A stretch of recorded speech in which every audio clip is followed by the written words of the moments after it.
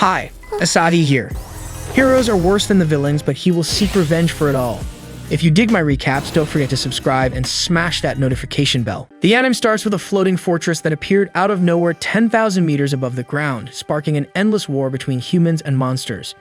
Luckily for humanity, the Dragon Guardians, with their blue, green, pink, yellow, and red rangers, are set to confront the Nefarious Monster Army to put an end to this terrible battle that has become part of the Sunday weekly showdown, which has been attracting crowds to its events for 13 years.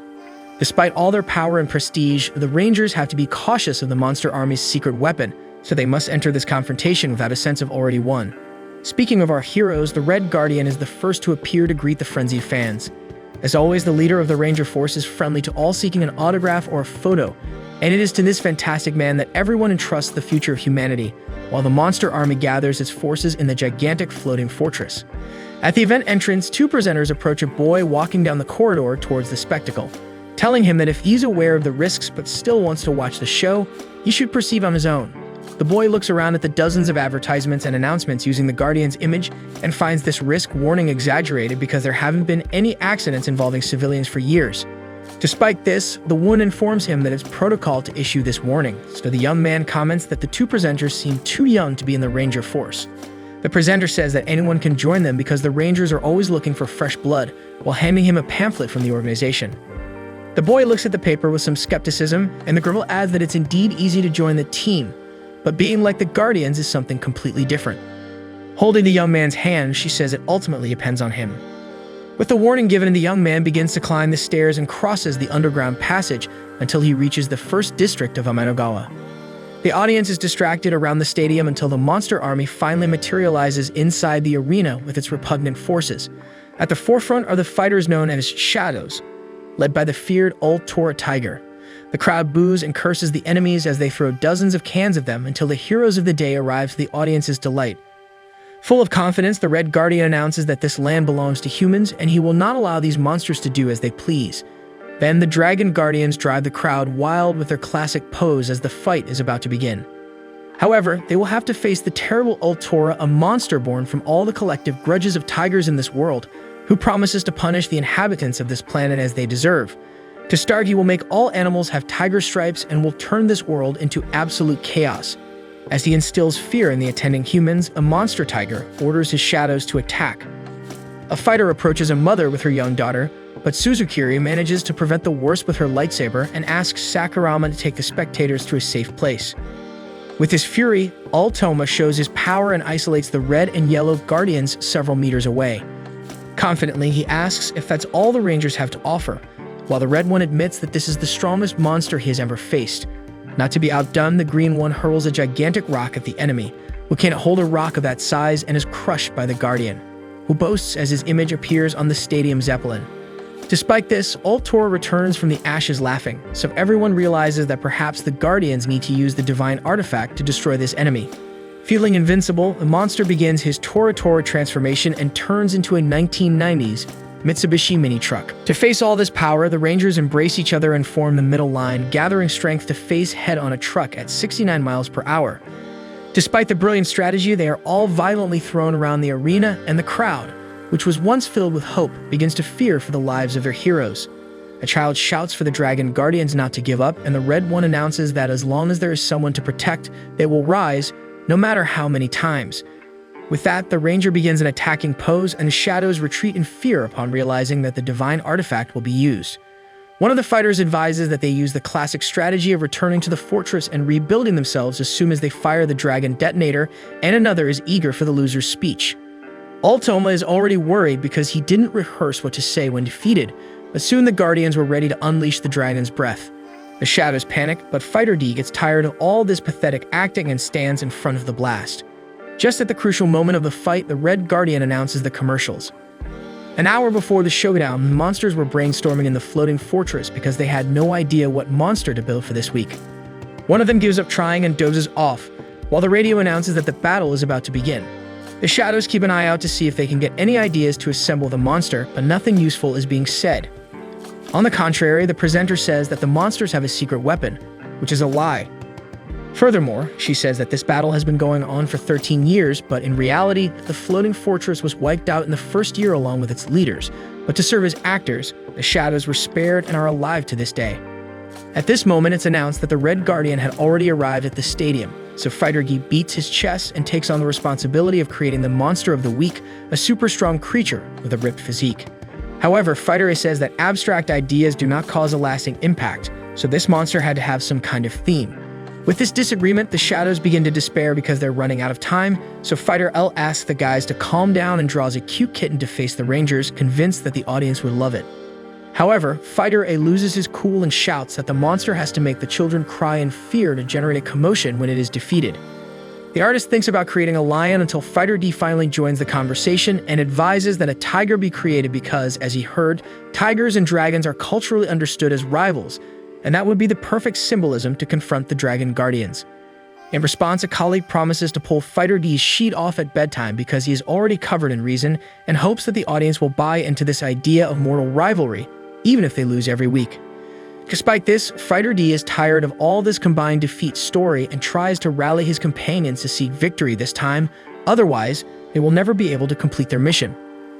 Looking at each other, the other shadows wonder what mission this could be, and then D reveals that it is to dominate the world because even after the leaders' deaths, the goal remains the same.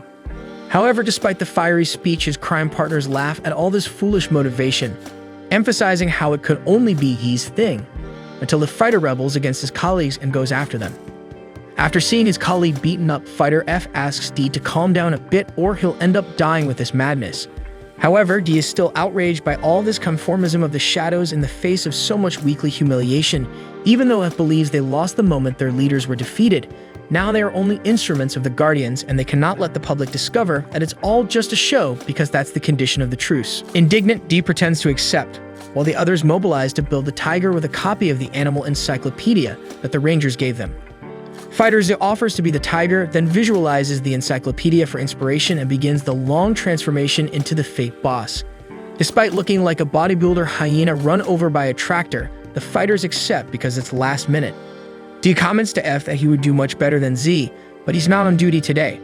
Moreover, he wouldn't offer to be the boss just to be ridiculously defeated in the end. Then, looking at a huge crystal spinning through the air, F recounts that during the last Sunday confrontation, he saw a small surface dweller in front of him, and instead of humiliating the shadow as anyone would do with an enemy, the kid told F to do his best.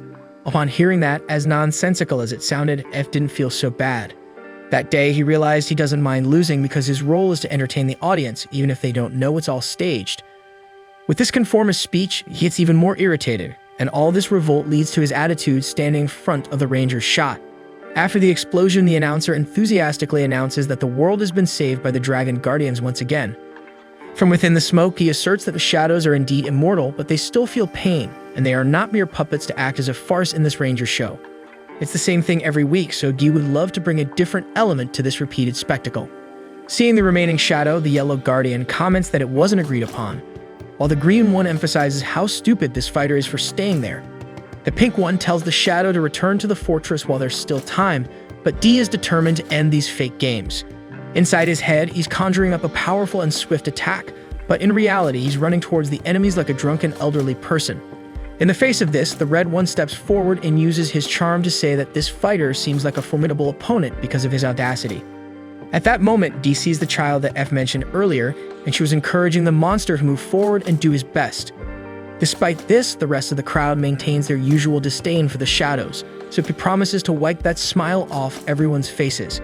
However, Guy's brought back to reality the next instant when the Red Ranger says that this is not the stage where this bunch of monsters can shine, and that they should be content with this loser position. Then he cuts the fighter in half, and the other Guardians disintegrate him with a cannon. Inside the floating fortress, F counts 999 defeats in 999 battles and notices that D hasn't returned yet. A colleague comments that it's normal for someone to run away from time to time because they can't bear this reality. Meanwhile, he materializes again in another part of the city, this time resigned that the poor shadows are not even capable of being villains, but that doesn't make him give up on ending the enslavement of his peers.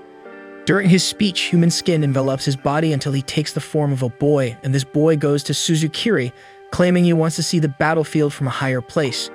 The girl agrees that the stadium is a great view and asks what the boy thought of last Sunday's fight. He replies that it was incredible to meet the Guardians up close and that one day he wants to be like them. Therefore, he considers taking the recruitment test, and while Suzukuri comments that he seems excited, he looks up at the sky and promises to exterminate his enemies. Soon it's explained on the radio that the wave of applause sparked a wave of power within the shadows, so the Dragon Guardians are more necessary than ever to keep the Earth safe. The shadows, which in turn have a much deeper history than one might imagine. Going back in history, humanity's struggle against the monsters began when the floating fortress appeared, and with their immortal bodies, the monsters attacked mercilessly, yet the humans never lost. 1 year after the start of this bloody war, the divine artifact was created, and with it, the monsters could finally be destroyed, confirming human hegemony in this conflict. Back to the present, the selection of new rangers continues at full steam, and the Red Guardian tries to motivate the candidates to finish the 10 laps remaining around the gym. Amidst this, D continues to maintain his disguise while questioning what happened to that taller guy's hair. Looking around, D knows that none of these candidates have any idea that it's all just a performance, but that's not his problem after all. His focus is on going after the 5 rangers who were present when their masters were decimated that day. After the test, Fighter D goes to the Dragon Guardians' headquarters and asks the receptionist if they are present, but she says they are not. As he was about to ask why, Sakurama approaches from behind the fighter and says he's excited to see that the guy came to take the test, so he's proud to have invited the new colleague. Soon Suzukuri also appears, saying that Sakurama got excited about the new friend's presence, but that doesn't guarantee the guy will pass the tests. However, Sakurama gives D an extra incentive by rubbing his face against his in an inconvenient cuddle, causing cracks in the fighter's fragile and poorly made body and threatening to reveal his disguise.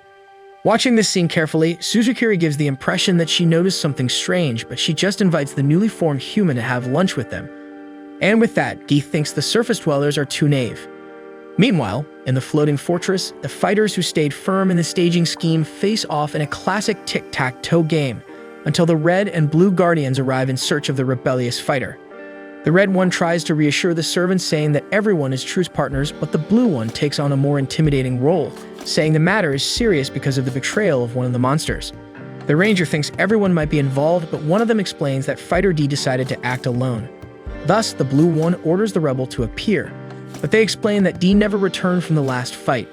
Still, the human thinks the others might be covering up for the dissident, so he plans to make the fighter in front pay for it.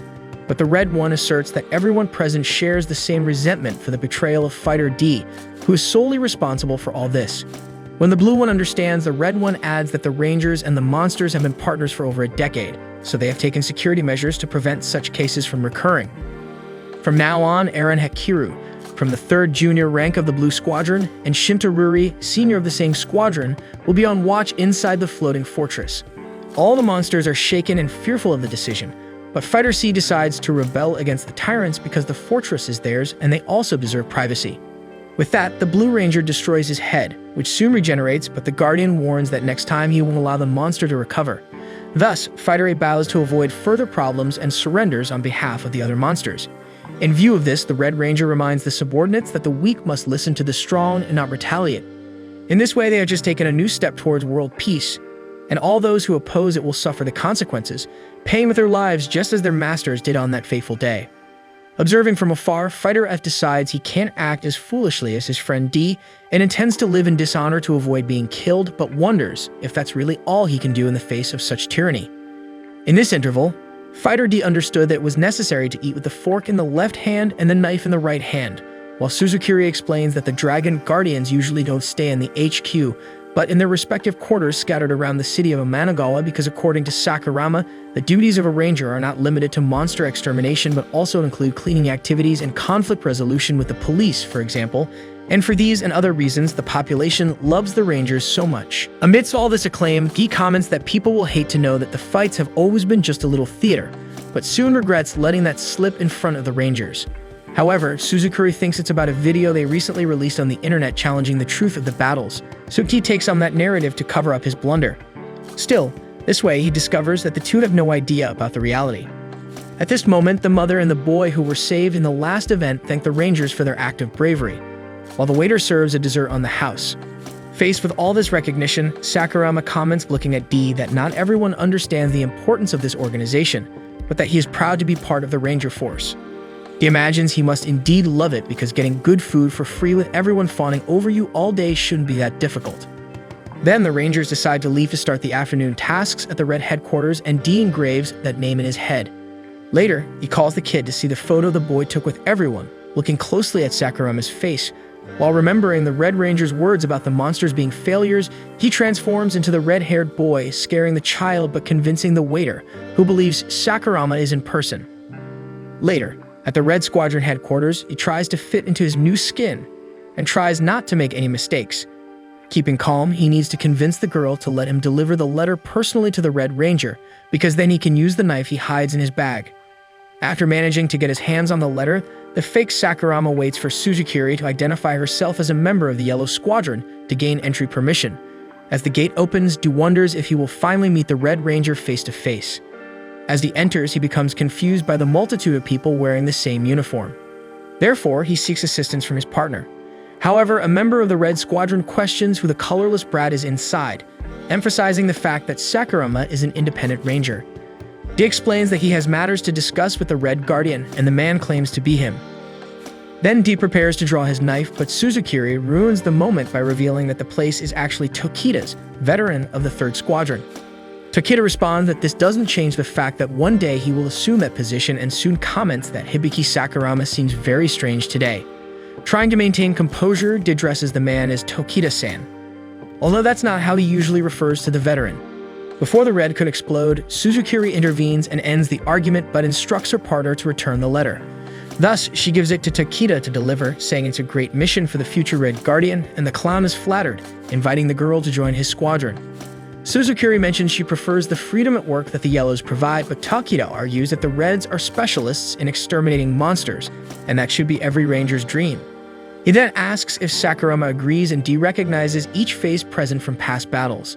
Before the fighter can respond, his yellow partner calls him to leave, and the disguised monster manages to depart from that threatening place without being discovered. On the way out of the headquarters, D admires his concentration in that delicate moment because he knows those Rangers are powerful. Speaking of which, suddenly D comes across a poster revealing the name of the Red Guardian, Sase Akabane. Furthermore, the Guardian himself appears before him and stops in the corridor upon hearing his name mentioned. He can't believe such an important man would just stroll around seeing an opportunity for revenge, but once again, his companion pulls him away, thinking the boy's strange behavior is excessive idolatry. Before leaving, D compliments Akabane on his latest victory, but warns that one never knows the despicable tricks monsters can use. Having said that, the Guardian praises the new generation of recruits and leaves. Shortly after, Suzukiri comments to Sakurama that she felt uneasy when he spoke with the Guardian. As the boy ignores her, she gets straight to the point and asks for the knife he has in his bag. With no way out, he tries to justify having the knife, but Suzukiri cuts him off before anything and reveals her true identity. He panics, but curiously, the Ranger claims to have tried to cover for the monster all day, despite his slip-ups at the Red headquarters, especially the terrible idea of advancing against the Guardian within his headquarters. D asks who this woman is, and she claims to be his enemy. With that, the fighter tries to react, but she destroys the monster with each attempt of his. After several defeats, he asks them to sit down and talk. Suzukiri then offers a joint job because she also wants to exterminate all the Rangers. At that moment, the real Sakurama arrives, warning about a monster nearby, and D, having returned to his human form in time, is surprised that the Rangers have such a problem today when it's not Sunday. Upon receiving the information, Suzukiri returns back to the monster, but it has already disappeared. Soon, Fighter F decides to rebel against the system, but facing the Red Squadron, he remembers he has no idea how to react to that alone. He fights for space in the crowd until he finds his friend running from the Rangers, until Tokida hits the fugitive's head and asks the small fish to stop regenerating uselessly. Having said that, F promises to return to his rightful place since he didn't find who he was looking for. However, Sase Akabane never said at any moment that the monster could leave unpunished and plans to make an example of the fugitive with the other monsters. Using his power of transformation, the Red Guardian assumes his combat armor and draws the divine artifact, lamenting that the monster didn't want to hear what he just said in the floating fortress. Thus, the Guardian promises to bring true and definitive death to that immortal being, then invokes the Red Dragon Salamander for the artifact. Before being killed, the fighter already imagined this would happen. After all, he's just a humble monster. At least now he understands why D rebelled, because even with the applause of the crowd, at the end of the day, fighters continue to be enslaved scum. After his last thought, the supreme technique Yamada no Orochi had pulverized Fighter F. Even after death, F's spirit had the chance to apologize to his friend D because he fought and lost. However, compared to the last 13 years of meaningless existence, today he felt good until his last breath. Meanwhile, D observes the smoke from the explosion fill in the air. Observing the scene of the tragedy, Sakurama questions in fear what kind of divine artifact this is because it's different from any seen before. Attentive to everything, D recalls 12 years ago, and the Rangers climbed the floating fortress to warn the fighters that their leaders are no longer alive. Therefore, they have two options: keep fighting until a Ranger falls or make a deal to join forces with them. In the opinion of the Red Ranger, humans and monsters should unite to coexist. D gets angry at this memory and walks away without explanation, so Sakurama follows to see what's happening. Surprisingly, the Ranger mourns the death of the fighter, if D knew him, so D turns and asks what this talk is about. Without ceremony, Sakurama warns that the monsters don't stand a chance, so he asks D to give up whatever he's planning. D questions how the Ranger found out all this, and he explains that he overheard his conversation with Suzukiri while hiding. According to the Ranger, even if the fight continues, justice will prevail and the defeat of evil will come. This infuriates Fighter D even more, who wants to know what justice this is, where monsters have been enslaved for 12 years to act in a foolish farce, and he promises not to give up his goal of destroying this corrupt human institution. Suddenly, Sakurama raises an admission paper and informs D that he passed the recruitment test, so he will finally become a Ranger. According to the Ranger philosophy, the world is indeed unjust, but we can all change it from within, fairly and honestly, to create a society where humans and monsters live together in absolute peace. After his speech, the young man extends his hand to D to solidify this harmony, who refuses the handshake and makes it clear that they are enemies, and before disappearing from there, he says that Sakurama is not cut out to be a Ranger.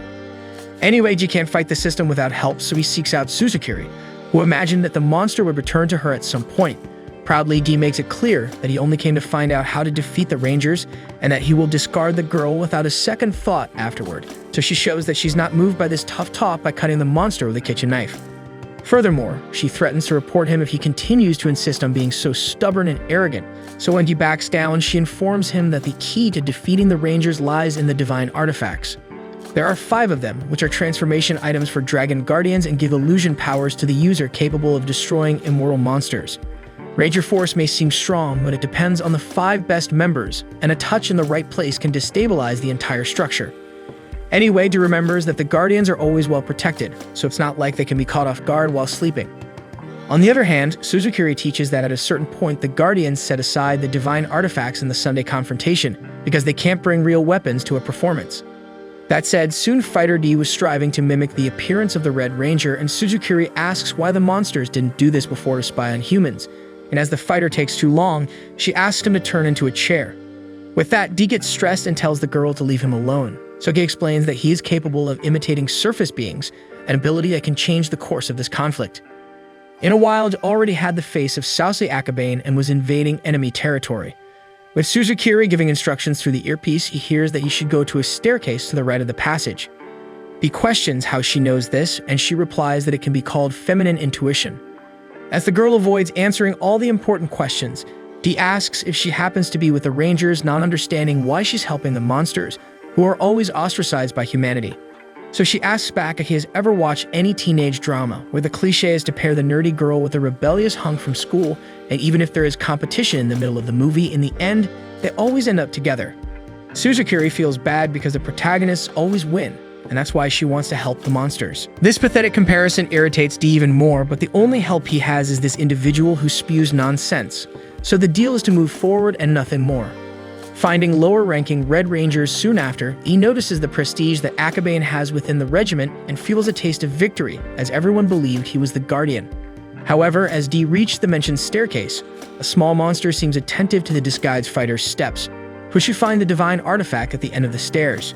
However, all he sees is Shunto Kita, surprised by the quick return of the Guardian. D argues that he came to use the artifact to transform again, so Takita makes way despite sensing the suspicious smell of deceit. The clown comments that it's impressive for the Guardian to be willing to face that rabble every week, but any reason is enough to kill the monsters, and soon Suzukiri tries to keep the fighter focused on the mission. Even annoyed with the speeches, D manages to open the door and encourages Takita to maintain the same mentality. Once inside the secret room, he finds it very ironic that the divine artifact is exposed as if it were a broom at Walmart, so he considers it a trap. But as arrogant as they are, the Rangers don't see the monsters as a threat, so he grabs the weapon, while swearing to make the enemies regret their arrogance.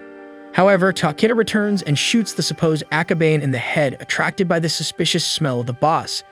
D comments to the sniffer dog that if it were the true Red, he would have died, but Takeda has a good point. If it were the true Red, he would never fall for this surprise attack. With no way out, D threatens to attack the ranger, but he shoots the monster in the head with every step he takes, keeping the fighter in check. Despite the visible superiority, Takeda shudders at the regenerative power of this creature. But it's precisely the fear of dying that creates the need to evolve, according to the ranger. That's why humans stay on top without any sign of threat from the pathetic monsters, who until today are subjugated as slaves. Firing away, Takeda nearly loses his breath with satisfaction, while D nearly loses his head from having to restore it so much. With the fighter down, the human grabs the artifact to turn that monster to dust. D questions that just anyone can use this gadget, something Takeda doesn't know, but he's willing to find out right now. Thus, D begs for his life, surprising the human to some extent, but it's not just pleading that the fighter has to offer. Displaying a belt full of dynamite, D convinces the ranger to have empathy and drop the artifact for a civilized conversation. However, as Takeda knows all too well, monsters don't die, so detonating an explosive won't make D kamikaze, but it does make Takeda soaked in human flesh. Finally, he lights a match near the fuse to make the ranger feel the fear of death he so loves, and when Takeda tries to fight for his life, the fighter hits a golf club into the clown's processor, bleeding like any man until taking a second blow. Continuing his journey through the air ducts, Suzukiri praises the fighter's unknown strength every second as if he were a child after finishing everything on his plate, and D is already fed up with this woman's arrogant attitude. At least he reaches the rooftop with the divine artifact as planned, but something that was out of the plans was the presence of the Red Guardian. So D asks him to stay out of the way because there are monsters in the arena for him to defeat. However, Akabane prefers to deal with the monster in front of him now, but not before the fighter D resists with the weapons he has. The Guardian plays around with the monster's inefficient resistance, but D doesn't give up until he takes his persistence to another level, knocking down a huge water reservoir with his seemingly out-of-battle arm. Remembering the good old baseball days, Akabane hits a home run on the huge sphere and sends it into space, and with the pipe he used as a bat, he tears off the monster's arm holding the artifact. D throws himself down the building to retrieve the weapon that can turn the game around, but he had to let his arm fall to save the chance of victory. Akabane praises the enemy's persistence, but sees that he's not even fit to be a supporting actor in villain's play. D thinks he's doing too well to be seen as garbage, but the Guardian laughs and says it doesn't make sense to kill a monster for nothing far from the cameras and the public, so this fight is paying off so much. Speaking of which, Tatuna TV station helicopter arrives at the scene to broadcast the Red's pursuit of the runaway monster, and now that millions of people are watching the fight, the ranger can beat him up without holding back. To everyone's surprise, Akabane feels the injuries suffered by the tiger monster last week and becomes vulnerable, until the rest of the Dragon Guardians show up to save the day. They ask if the Red is okay, but he was actually just acting for his team's triumphant arrival. With everyone in position, Akabane gives the usual speech about the Rangers' unity to save humanity from evil, while the Yellow rejoices at being the last monster before going home. The Pink Guardian questions if it's the same fighter from last week rebelling again, and although the Red isn't sure because they all look alike, he decides to kill the enemy just in case with the divine artifact. However, the other Rangers think that resorting to this weapon every time is getting repetitive, and finally the Green has a different idea for the end of this show, offering to capture the opponent because it would be a waste to eliminate such great talent. The broadcasters transmit the surprise with excitement, but as the monster refuses the proposal on the spot, the Red also doesn't hesitate to order the opponent's death. Finally, the Blue Ranger activates the artifact and turns D into a ball of air that floats away with the wind. As he flies through the air, D remembers his comrade F bowing to the Rangers and therefore shouts that Akabane will at least remember him, but the Guardian replies that he won't and bursts the balloon with a snap of his fingers while striking his victory pose alongside the rest of the Dragon Guardians. With the end of the fight, the leader of the Guardians goes to retrieve the artifact while reflecting that he really needs to vary a bit in the endings of the shows. Suddenly, as he was about to retrieve his deadly weapon, Akabane discovers that it was actually the monster's arm disguised. Meanwhile, with the divine artifact in hand, Suzukiri laments the death of the brave D, but promises that none of this will be in vain because now there are only 4 artifacts left for the end of the Ranger farce. After this whole event at the Ranger Force headquarters, the Guardians gather in the sacred banquet hall, each with their junior representatives. Himura from Red, Aizone from Blue, Hizui from Green, and Nadeshiko from Pink. The Pink Guardian wonders when the last sacred banquet took place, mentioning not only the presence of the first-tier veterans, but also the rookies. Consequently, they all plan a member change. Suddenly, the last participant, the yellow rookie, Yumeko Suzukiri, enters the room. Blue reproaches Yellow for not teaching his partner to apologize when she's late, so Suzukiri retorts that Blue behaves like a teenager in puberty because of his present companion. Blue gets angry and stands up to demand a different attitude from the woman, but Azum headbutts the boss and reproaches his rude treatment of others. The boss now turns against his junior until the Ranger Force mascot, Draggy, shows up questioning why everyone is fighting against their own friends, but Blue isn't interested in this chat right now. Finally, Sase Akabane, the Red Guardian, asserts authority and orders the chaos to stop. Then he asks Suzukiri what the procedure is when they do something wrong. Seething with anger inside, the yellow rookie apologizes for being late, and then the leader initiates the proceedings by revealing that he messed up. The other Guardians exchange puzzled looks, so Akabane explains that his divine artifact was stolen. Himura, his junior, questions if it's really true, so the boss reveals that the fighter he killed this morning must have taken it.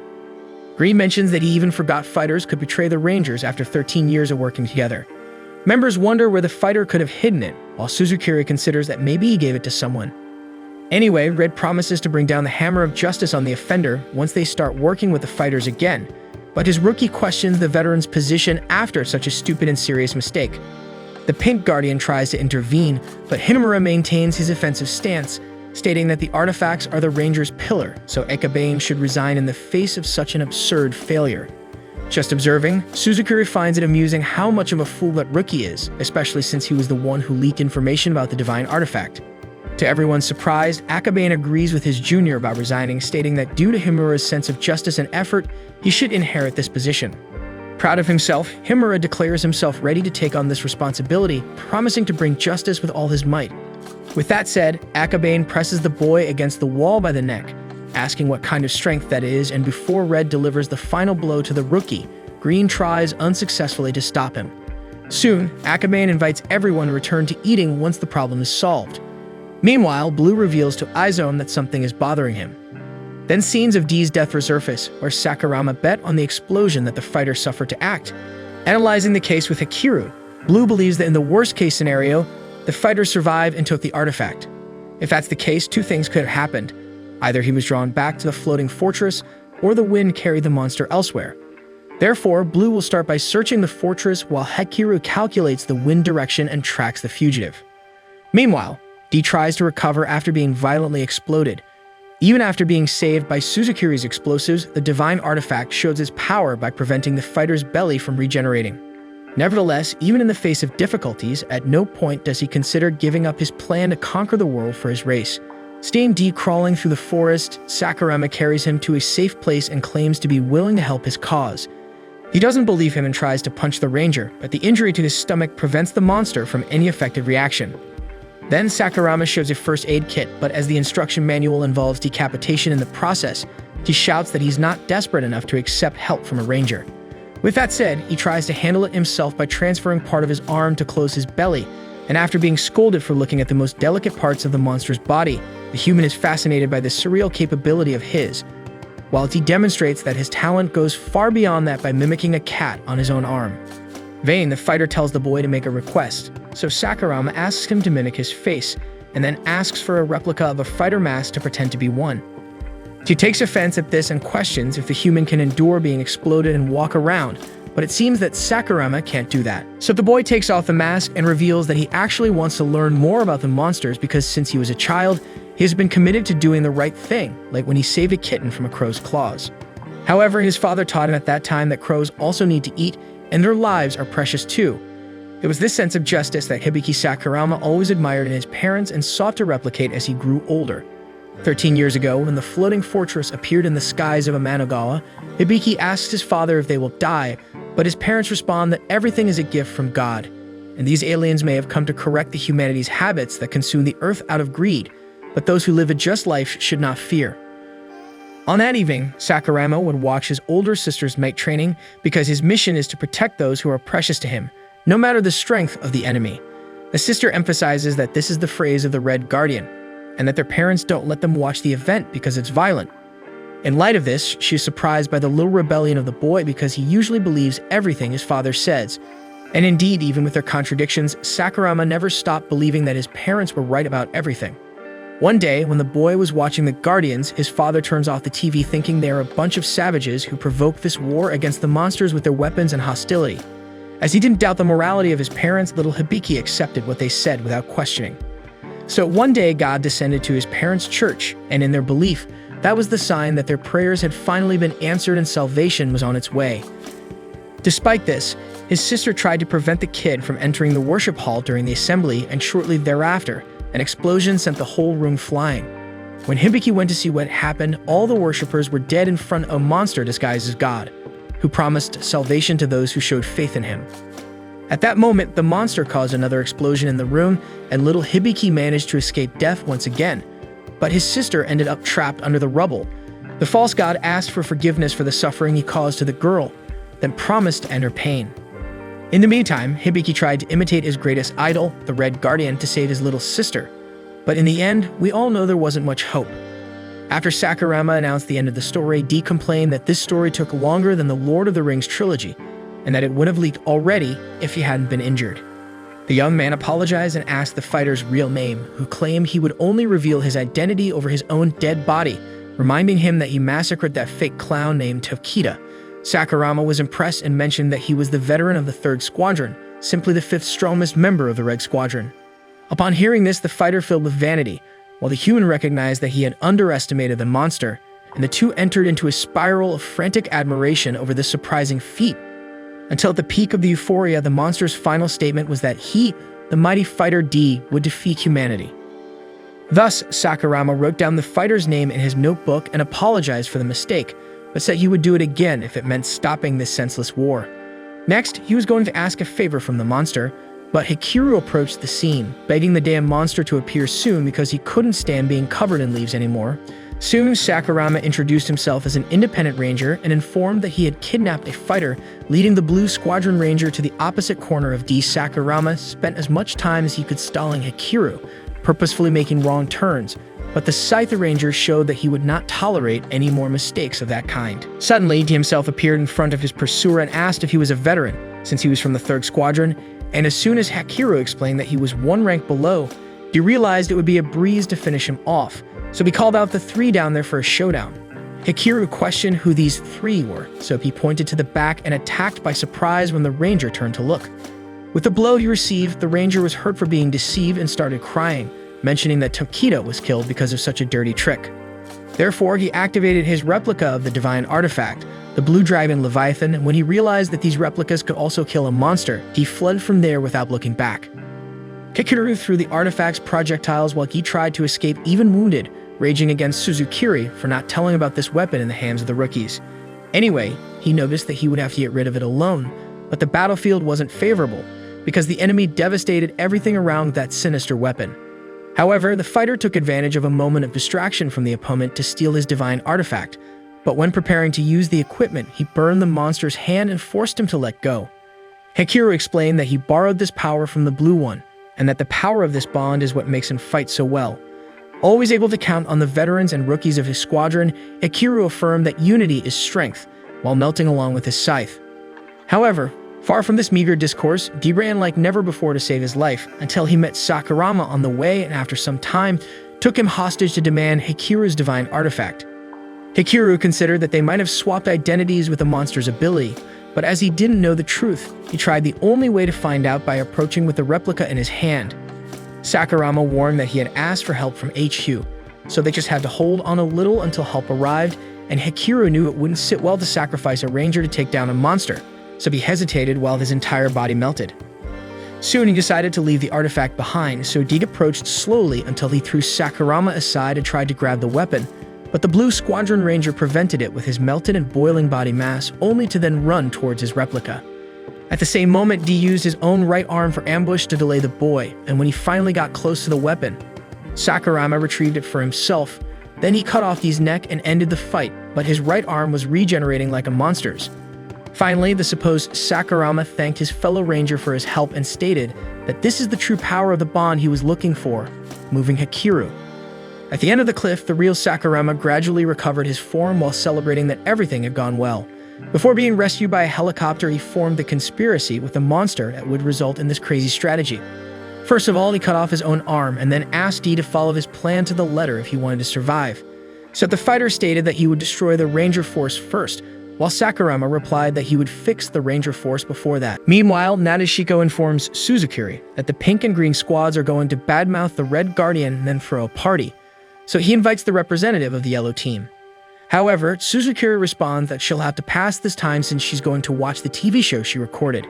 With that said, when the Pink Ranger passes by, Suzukuri remarks that her presence is useless there, and that actually Pink wants Sakurama. In response, Pink warns that if Suzukuri wants to level up, she should be less rude. Back to Sakurama, the Independent Ranger wishes luck to D, who is going to take his place in society. At the same time, the fighter hopes the human doesn't just die aimlessly out there, get him into trouble. Upon returning from his trip, he reflects on how he abandoned choices and almost lost his life that he doesn't even know who he should defeat yet. As he begins his life as Sakurama, he spends the night in the man's room and notices how noisy the place is. His disguise was perfect, but it still caused pain to the monster.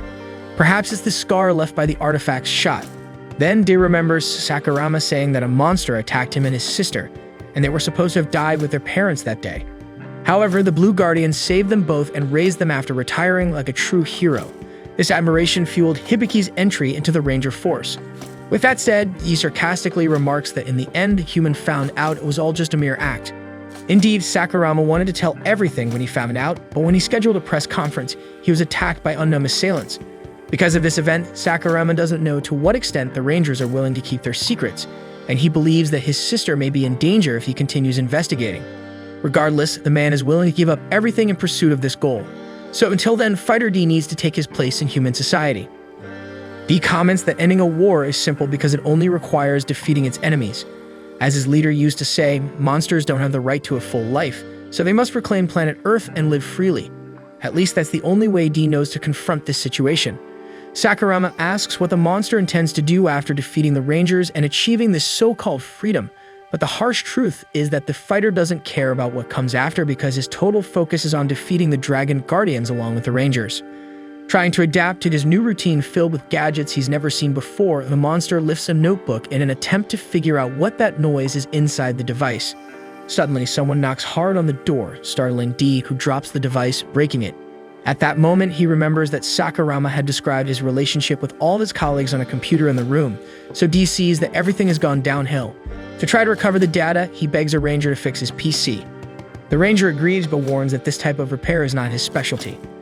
To push it a bit further, the fake Sakurama asks the guy to check the noise in his room, and this time the blue one asks for a favor in return, giving some identities for the other to distribute among the independent rangers.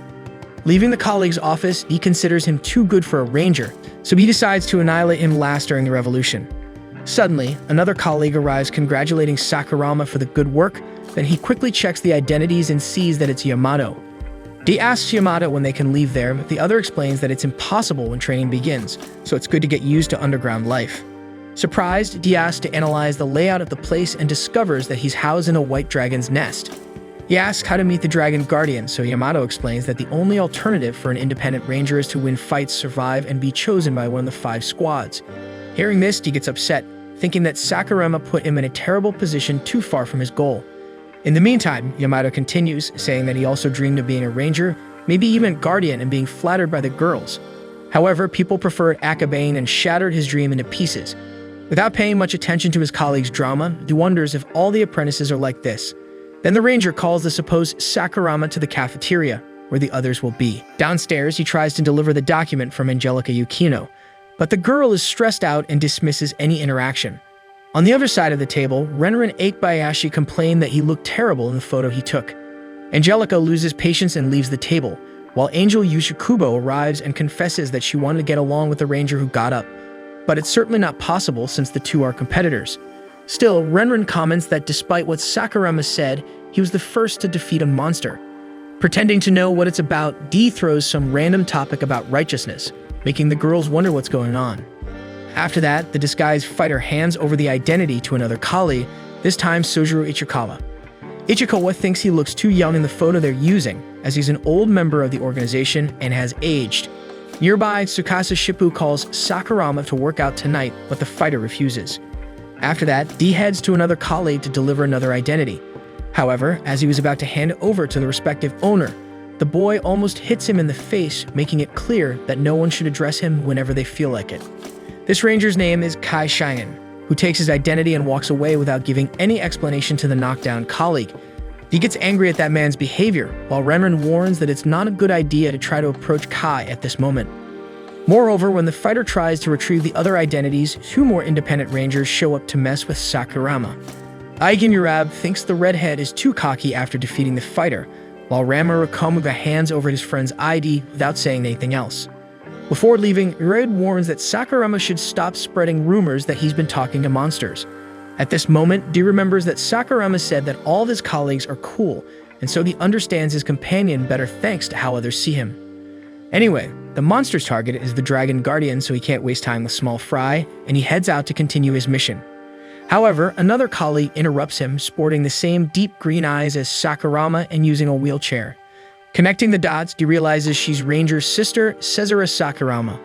Unsure how to act, the monster invents an excuse and bolts from there. After reaching his room, D grumbles that idiot Hibiki didn't mention his sister was also a ranger. In the meantime, someone knocks forcefully on the closet door, so the fighter goes to open it, annoyed only to find someone inside, startling him, causing him to run again. However, a sinister woman grabs the monster and recognizes him as Hibiki. He recognizes from the girl's arm that she's a fighter, and she asks Hibiki to set her free because she's tired of pretending to be a surface dweller. Suddenly, Cesara knocks on the room door and D jumps to cover the woman's mouth, making up to his sister that he's cleaning the room. The fighter is surprised by the ranger's hostile attitude, so D is confused about the woman's relationship with Sakurama. Therefore, he reveals he's a fighter, just like her. Then the girl apologizes for her behavior and reveals she's been trying to escape from this place for a long time. Meanwhile, Cesara keeps insisting on entering.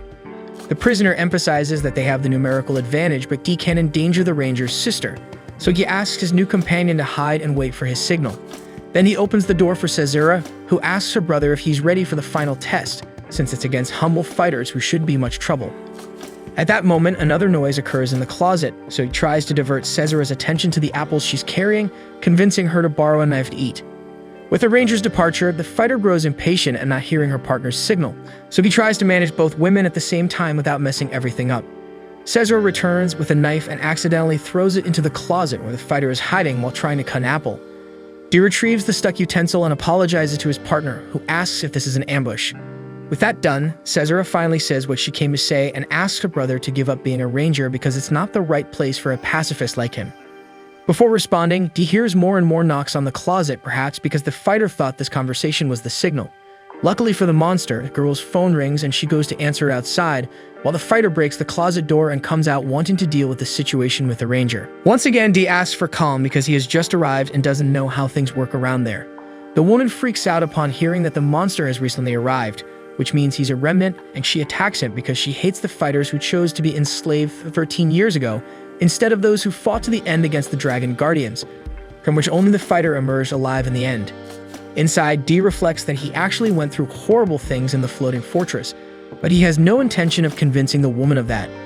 Therefore, he stands up and pretends to agree with her strategy to attack the Rangers, as long as the Dark One regains her human face. Taking advantage of her delay in remaking her face, D looks for something in the back and finds a box that will serve his purpose. So when the fighter finishes her transformation, he cuts off her head and puts it in the box just as Cesara returns to the room. Luckily, the Dark One manages to hide the body in the closet in time, explaining that the door is jammed because he put too much junk in there. With that done, the two resume their conversation and the girl invites her brother to live with her again, as it's dangerous to stay with the Rangers.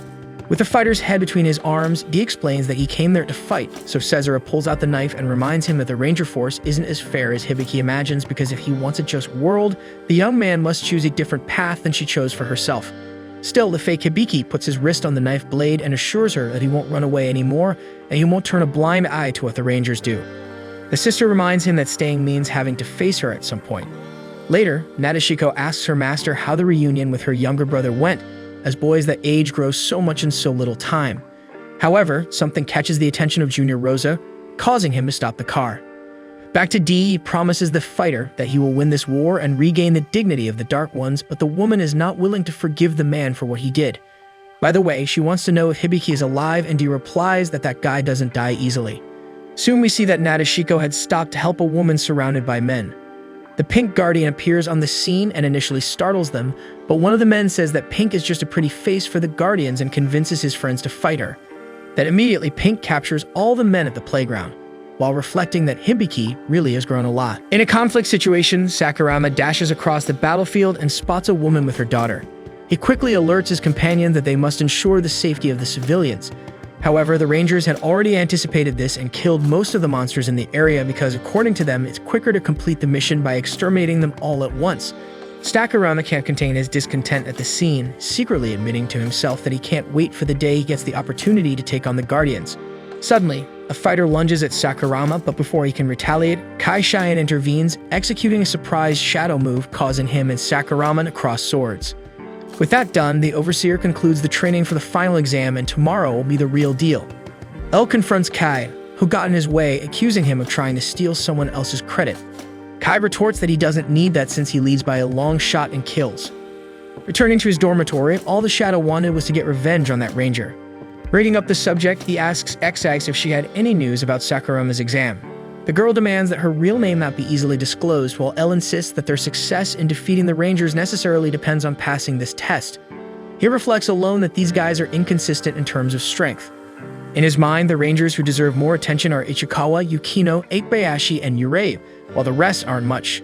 As for Kai Cheyenne, L vows not to lose to him. Exa comments that the fighter might get along well with these people, but that doesn't change the fact that they're monsters. Nevertheless, L knows this all too well because during these long 10 years of humiliation, the surface dwellers made sure to remind him that the fighter is scum, and for that reason, all these humans are his enemies. The next day, the final exam begins, with the Overseer dividing everyone into 5 types based on their training up to yesterday. The first will be the combat specialists, Team Pink. Team Green will be the stealthy ones attacking enemies from the shadows. The brains of the Rangers will be in Team Yellow, while management specialists with an overview will form Team Blue. Finally, Team Red will be formed by monster extermination specialists focused on attack.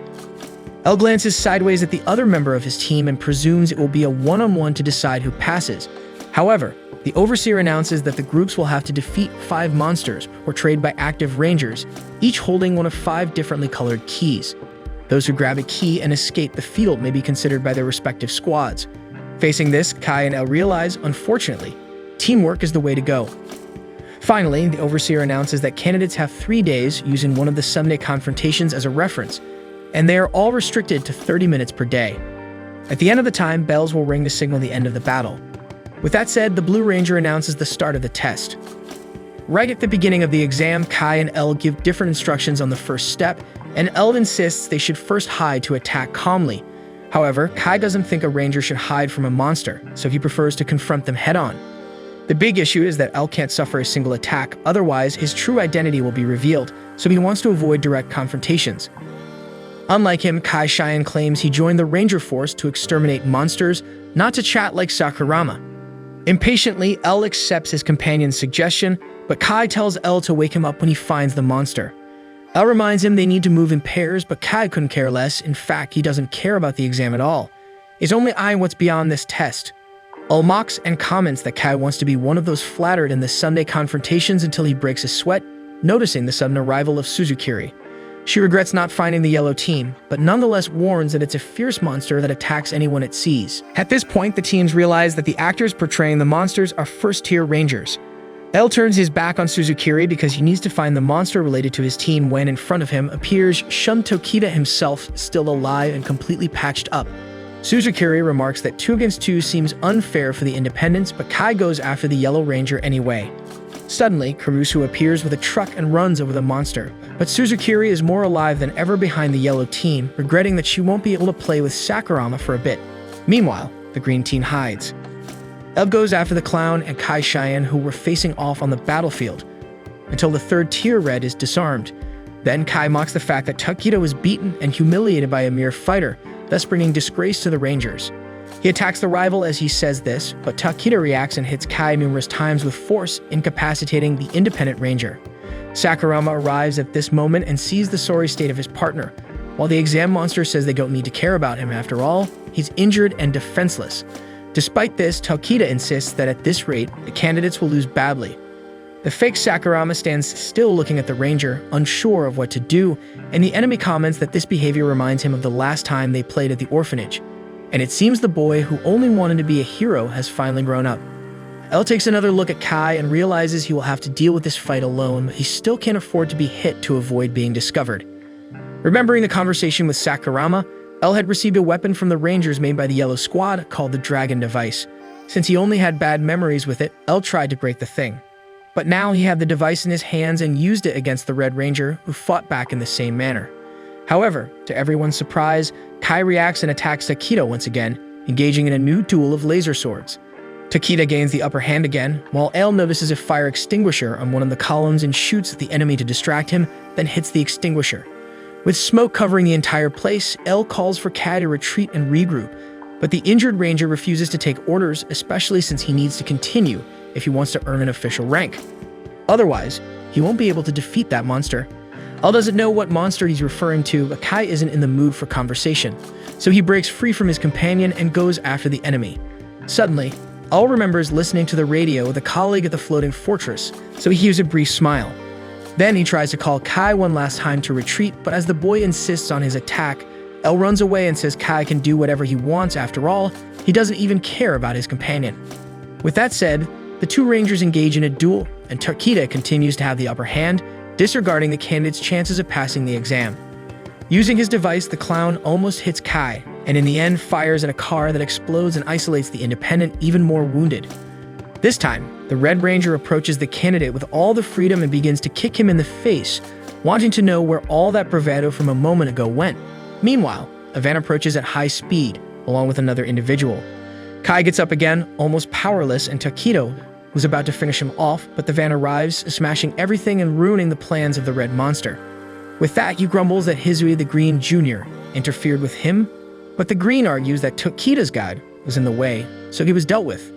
Right behind, the Green team remains hidden, while Al questions whether Takeda will return to his monster role, because a monster wouldn't say that. After all, what matters at the end of the day is that you win, no matter how, because every winner is forgiven and the losers turn to dust. Keion Hisui is fed up because she just wanted to go home, but she still has to deal with those two. Takeda asks what Sakurama will do in the face of two monster actors, who happen to be 100 times worse than the real ones, but L doesn't seem scared at any moment and joins the green team to fight against the rivals. Angel Ikusuba was seriously injured and seemed like she wouldn't last long in combat, but she refuses to give up. For some reason, L asks each of his companions if they know how to draw. The two men say they're a disaster at it, and lastly, he asks the woman in the group. In the meantime, Hisui comments to Takeda that he got lucky because he's from the 3rd tier and won't have to repeat this crap next year, but he assures her that by then he'll already be on the top shelf. Then the candidates explode 2 more fire extinguishers, covering the surroundings in smoke again and further testing the veteran's patience. In the midst of the dimness, Hisui accidentally attacks Takeda, showing that they really have no idea where their targets are. A little further on, it's the Red's turn to attack the Green, but a smirk on the clown's face shows that maybe it wasn't unintentional. Earlier, Angel said she wasn't good at drawing, but L considers it a great attempt, considering they're in the midst of smoke. Then she asks what Sakurama will do with the drawing of those two in hand. Back to the present, the supposed Takeda tries to hit Hisui once again, and this time the Green Jr. loses her patience and fights back. Takeda has no idea what the woman is doing, but she's determined to get revenge on her subordinate. In the meantime, L turns the tables and this time tells Kai to stay in the corner and not interfere, and the Ranger even tries to get angry, but he's not even capable of that. L concludes by saying that he also doesn't fight alongside anyone, especially not with weaklings like Kai. Back in the midst of the smoke, Takeda had suffered a punishment from the Green Jr. and was now injured, so L takes advantage and shoots him, focusing on the left side where he can't see. The Red Ranger struggles not to be at a disadvantage and manages to approach his adversary again, but L flees to the shadows once more and starts telling Kai to stay out of the fight because he'll be fine alone, provoking his teammate to react.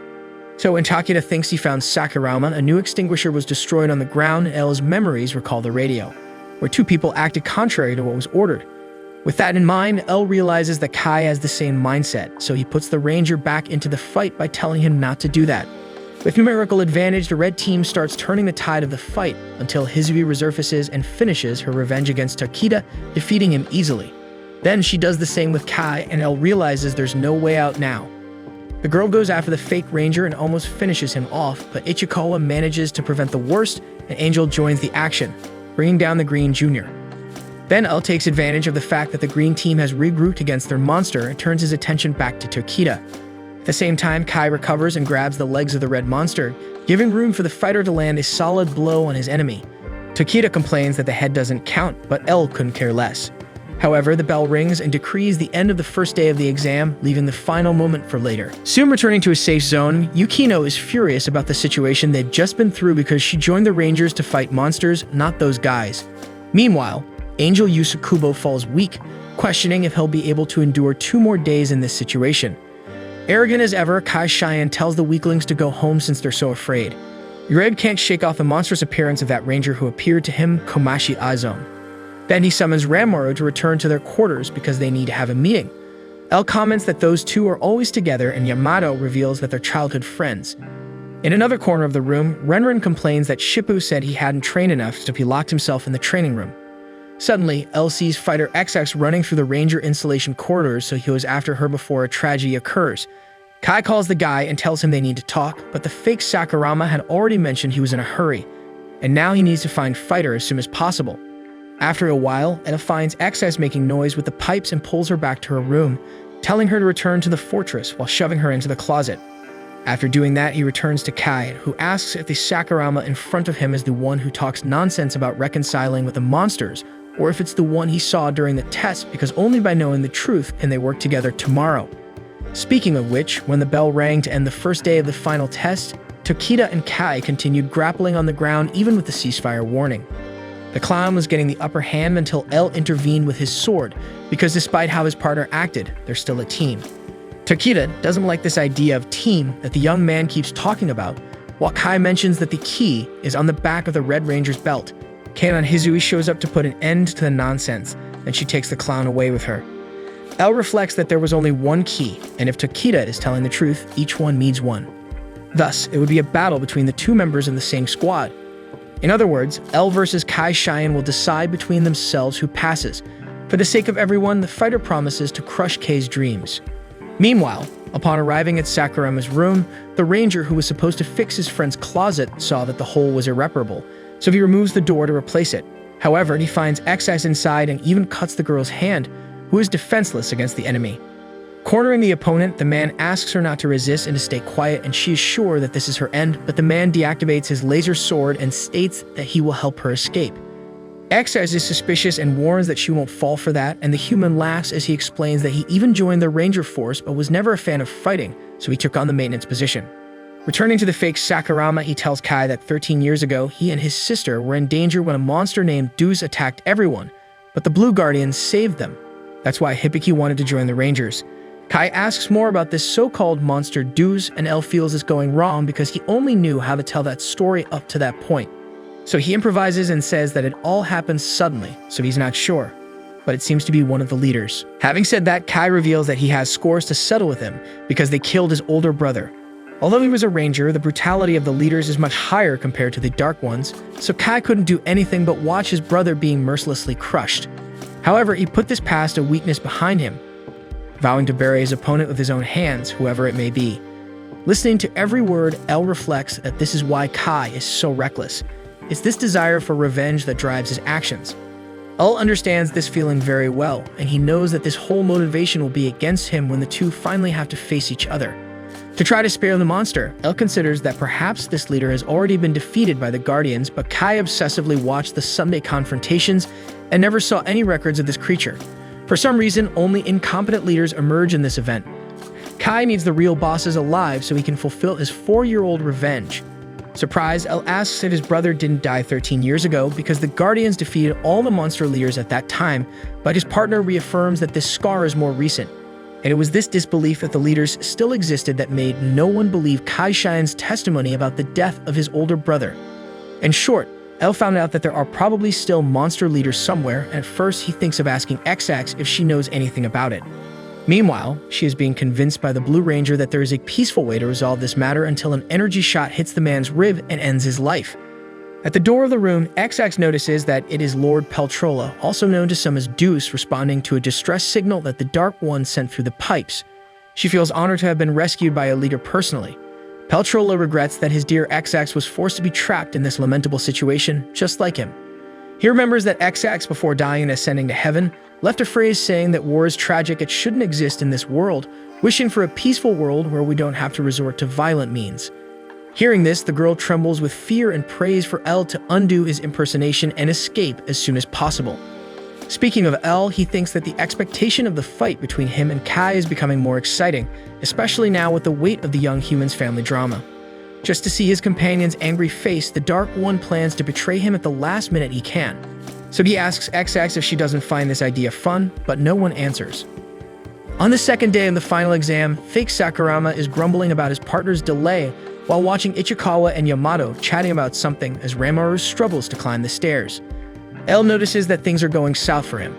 Just then, Blue Jr., Komachi Aizo, asks if Sakurama is the one from the Red Squadron that Izui mentioned.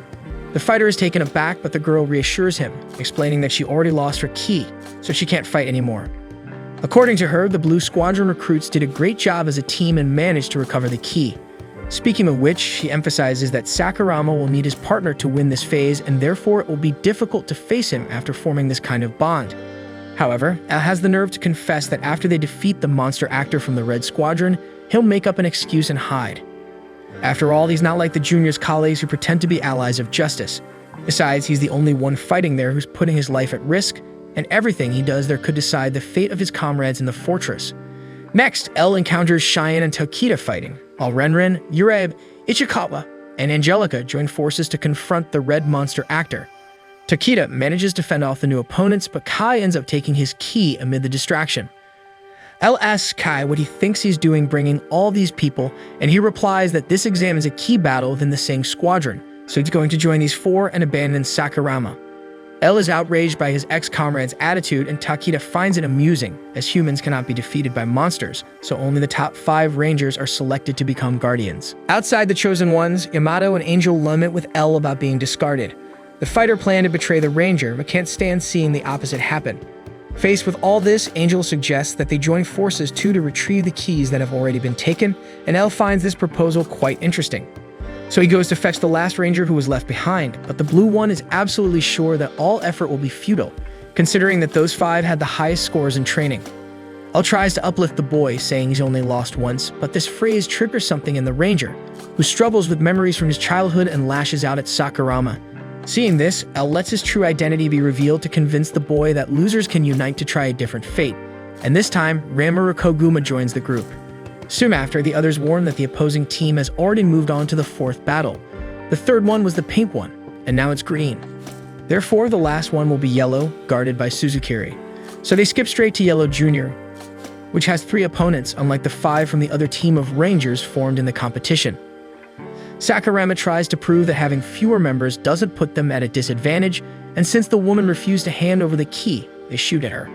However, she remains unscathed even with the shots until Ranmaru's surprise attack hits the opponent head-on. Still, the shield around the ranger keeps her intact, so recruits begin to realize that nothing they've done so far has mattered at all. But since there's little time left until the end of the 2nd day, they give it their all for a final push for victory. Suzukiri scoffs at the shots absorbed by her shield, so the rangers drop their weapons and go for hand-to-hand combat against the opponent. Angel is too weakened and doesn't even make it to the melee. Next, the monster actress makes a point of pushing past the others to grab Yamato's face, precisely because he keeps hiding behind the others. For this reason, she calls him a coward in every possible way, stating that he will never be a hero, tossing away whatever self-esteem he had left. L reacts and pulls the woman away from his companion, emphasizing that anyone can be a guardian and even very bad people can be considered heroes, throwing a clear hint. Suddenly, Yamato decides to give his all in the fight, but Suzukiri interrupts the combat and decides to hand over the key to the group because she's eager to see someone like Yamato become a guardian, as she just heard that anyone can be one of them. Finally, she asks what each of their intentions is after becoming official rangers, and L lets slip that it's world domination. While his partners don't understand anything, Suzukiri jokes that she'll root for this ranger. Then she leaves, hoping that the fighter will get the remaining 4. After the victory, L suggests that the group be called the Evil Monster Army, but the others don't seem very keen on being hated by the public. Regardless, the bell is about to ring, so they decide to leave this matter for later. However, Angelica and Urabe show up to take Yamato's key. and L doesn't let it slide, retaliating with his sword. Angelica makes it clear that this is a competition to determine who's on top and who's on bottom, and they certainly don't want to be the latter. Speaking of which, the bell rings declaring victory for the first group. Meanwhile, Lord Peltrolo walks through the Ranger installation wondering how many inhuman experiments have been conducted in this place and therefore he should save everyone's soul. As they pass through the corridor, the monsters leave a dead Blue Ranger in their wake, while Komachi follows the invaders' footsteps. With the bells ring, the victorious Rangers personally taunt Karusu, who messed up by holding the key and allowing the rivals to snatch it. Angelica tells the guy he only joined the Ranger force to try to impress women, so he's nothing but a vain coward. Meanwhile, Angel keeps count like a clock. Fake Sakurama makes a point to approach the winners and congratulate them on their victory, admitting his own defeat, but he's just using this speech to steal a key back. As the other members of the first team arrive, Uraid questions the leader, Kai Cheyenne, if it's cheating to grab the key after the bell rings. However, Kai explains that the second day isn't over yet. Uraid mentions the bell ringing, but no one besides him and Angelica heard any sound. So they look at the second team and realize the rivals schemed something. The Forgotten team wastes no time and dashes in the race pursued by the most promising candidates of the exam. Earlier, L asked Ramar to tweet the signal to go off earlier because the guy knows his way around that equipment. Aware of this, Angel volunteers to be some sort of timekeeper, giving the signal right on time. Sometime later, the plan had been set in motion, and now they need to find a way to delay the pursuers, so Ranmaru and Angel stay behind and send the remaining members ahead with the escape. Despite the effort, Kai isn't stopped by the opponents and manages to keep his run, and the Ranger is fast enough to catch up with the opponents in no time. Knowing this, Yamato Kurusu asks for the key and swears to protect it, so Sakurama entrusts the victory to that man. With that done, the group's priority is to protect the key holder, and in the midst of the confusion, Sakurama and Kai Cheyenne end up grappling and starting a fight. Ichikawa gets a view to hit the opponent carrying the key, and Sakurama even manages to hit his leg in time, but the poorly aimed shot ends up hitting Kurusu's hand, dropping the key. Following the Ranger by his side, Angelica and he jump at the same time to reach the coveted object, until the final bell finally rings, ordering the end of the fights. With that, Ranmaru and Angel celebrate the sound of the bell, while Kurusu holds the key as if it were his newborn baby in danger. Sakurama decrees that everyone should prepare for tomorrow because all the remaining 4 keys will be theirs. In another corner of the base, Lord Peltrola continues his path among the corridors, threatening another Blue Ranger. The monster was about to hit the human when Azome saves the girl in time and sends her to flee.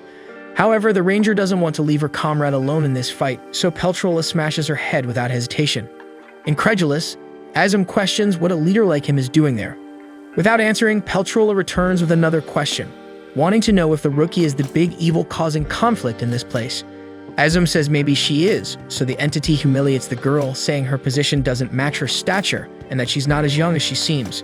Seeing the texture of her skin, the god presumes she's struggling with the pressure of responsibility, and to maintain her current appearance before it deteriorates, he demands the Ranger to kneel. She's not willing to surrender, affirming she'll still be beautiful even when she's old. With that said, she manifests Yumabozu, her divine artifact. Without lifting a finger, Peltrola finds this reaction quite foolish, while the huge explosion engulfs the entire corridor. Back to the exam winners of this night, Sakurama and the others thank Ranmaru for managing to readjust the device, and since the Blue Ranger is so skilled, Kurusu asks why he doesn't join the Yellow Squadron, while Kurusu himself swaps colors with his companion. Angel says she'd be pretty happy in the Green Squadron, while Sakurama acknowledges they would fit well as Dragon Guardians. Speaking of them, Angel asks where Shippu is, the muscle head of the Pink Squadron, since today is the second day and he still hasn't shown up. So she and Kurusu decide to go after the last member of the team, leaving the rest behind. Now that they're alone, Ranmaru asks if Sakurama is really Sakurama, wanting to know why a fighter is there. L threatens the companion with death, but Ranmaru doesn't believe the fake Sakurama is truly capable of killing him. With that said, he asks L to finish what he needs to do and then rejoin the group. Shortly after, the team finally finds Shippo, who's in a corpse-like shape and deliriously philosophizing, saying his strength is that of an ant. And no matter how many ants gather, they're not altogether capable of facing a dragon. Despite the strange downfall of their companion, Ranmaru emphasizes that he assembled a very resilient team. For example, Angel Yusukubo overcame the pain of a serious injury and fought against a feared rookie. Besides her, Yamato Kurusu is incomparable when it comes to escaping, being primarily responsible for recovering a key for the team. Finally, none of this would be possible without Sakurama's help, and that's why the Blue Ranger promises to protect him, no matter who he is. And it's for these reasons that they want Shippu to complete the team, because together they can ensure this victory and pass the exam. Feeling less defeated, Tsukasa Shippu even prepares his bench press to get back in top form, but still, he doesn't believe he'll be able to reach the imposing shape of the pink rookie, Masuro Nadeshiko. However, his partners warn him that he won't have to face the rookie because the key is with the elite team. These words fit like a glove in the ears of the Pink Ranger, who regains his original muscularity and promises that there are no opponents for him from now on. Meanwhile, Sakurama watches Ishikawa consoling Angelica for losing the key, giving a sly hug to the woman who blames herself so much for the defeat. Curious, Ranmaru questions Kurusu if his talk about joining the Yellow Squad was serious. When his friend confirms it, he remembers his childhood alongside Urabe and says he'll talk to the instructor. On the way, he encounters L and thanks him for helping him discover his talent. Inside, the fighter finds it amusing, as he's just using those guys until he sees Kurusu walking alone down another corridor. In that moment, Ranmaru reflects that Urabe is like a hero to him, but now he has decided to be his own hero. Mid-thought, he sees Izome in danger against two monsters, so he flees in fear. The freshman tries to escape by calling the elevator, but Peltrola hits her once again, following his desire to save his lost sheep one by one, starting with her. Suddenly, Ranmaru arrives with a flying kick and positions himself in front of his companion as the elevator arrives. Izome tells Ranmaru to leave, but the boy throws her into the elevator, which closes. Alone against the two threats, Ranmaru Koguma recalls that he joined the Ranger Force precisely to defend the weaker ones, and with that in mind, he attacks Peltrola. The monster retaliates, but not before receiving a sword blow from the enemy, surprised to have been injured by someone so inferior to a Dragon Guardian.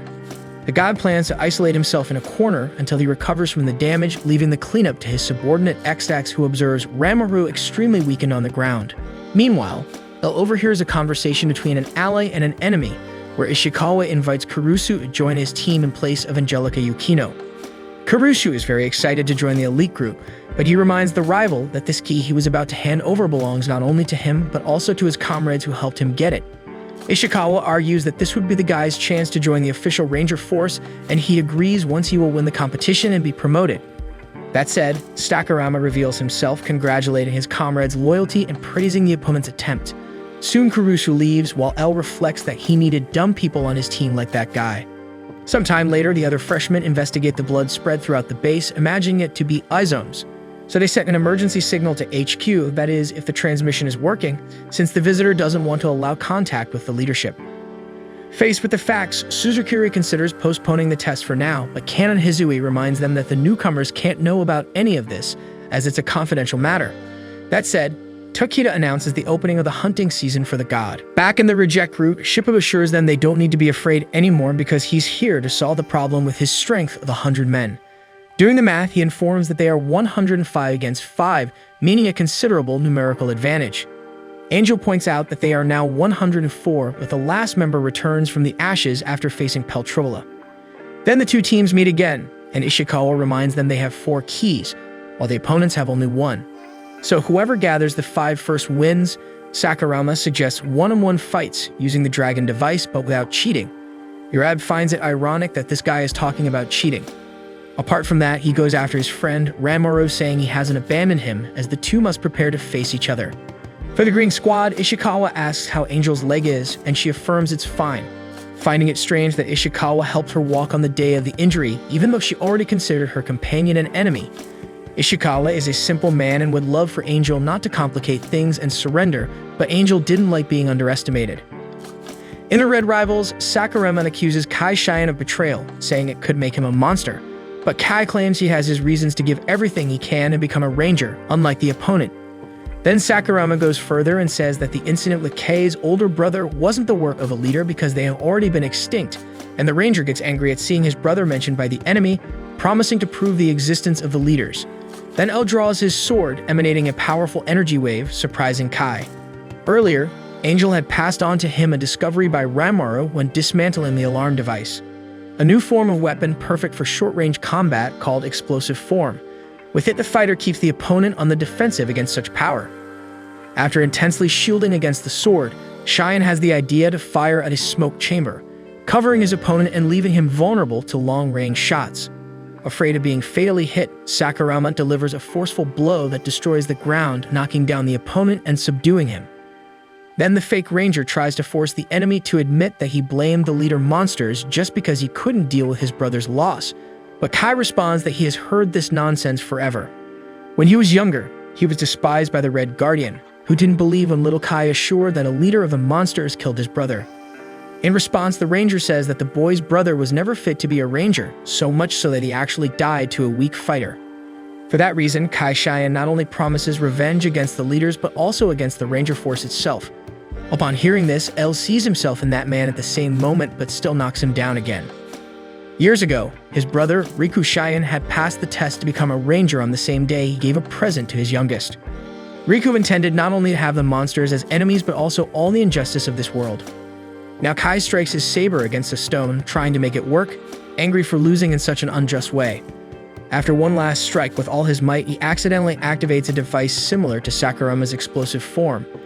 With that done, now the rivals were on equal footing. Meanwhile, Draghi finds Isom wounded in some corner of the base and asks if it was a leader who did this. Without answering the question, the girl asks the pet to notify the Blue Guardian about what's happening. Back to the test, Angel orders Ishikawa to come out of where he's hiding, while he refuses to give up his cover as he didn't imagine his opponent would be so strong. As for the Pink Squadron, Shippu is infatuated with his sword, boasting about its power and striking poses that showcase his bulging muscles. Amidst this nonsense, Renren can't stand this opponent's chatter, although she acknowledges that she has no chance if the fight continues at this pace. In response, she gives up the fight and surrenders, leaving Shippu completely baffled. In the clash between the Yellows, Kurusu admits that he was too simplistic in thinking of being a guardian, as if it were a trophy, but now he understands well that with this title he can show off his charms to all the women in the world, which is his greatest desire. Therefore, he names his goal Operation Yamato Kurusu's harem. Angelica can't help but feel disgusted by the guy's attitude. At the same time, Urabe is unsure if he can face his great friend from the blue platoon Ranmaru despite the sinister miasma emanating from his comrade's left eye. On the other hand, Kaishin goes all out against the fake Sakurama, considering that he managed to enhance his weapon by luck. Angelica refuses to back down in front of a man who only wants to join the force for pathetic reasons, so she advances against Kurusu, who easily counters the attack with his most powerful equipment. After the woman is knocked down, the two rivals see Ranmaru's arrival down the corridor carrying the blue key. Strangely calm, he asks Kurusu if he still has his key, and the companion confirms that he does. Then Ranmaru looks directly at the opponent. At this moment, Angelica Yukino recalls her childhood, where she was always alone,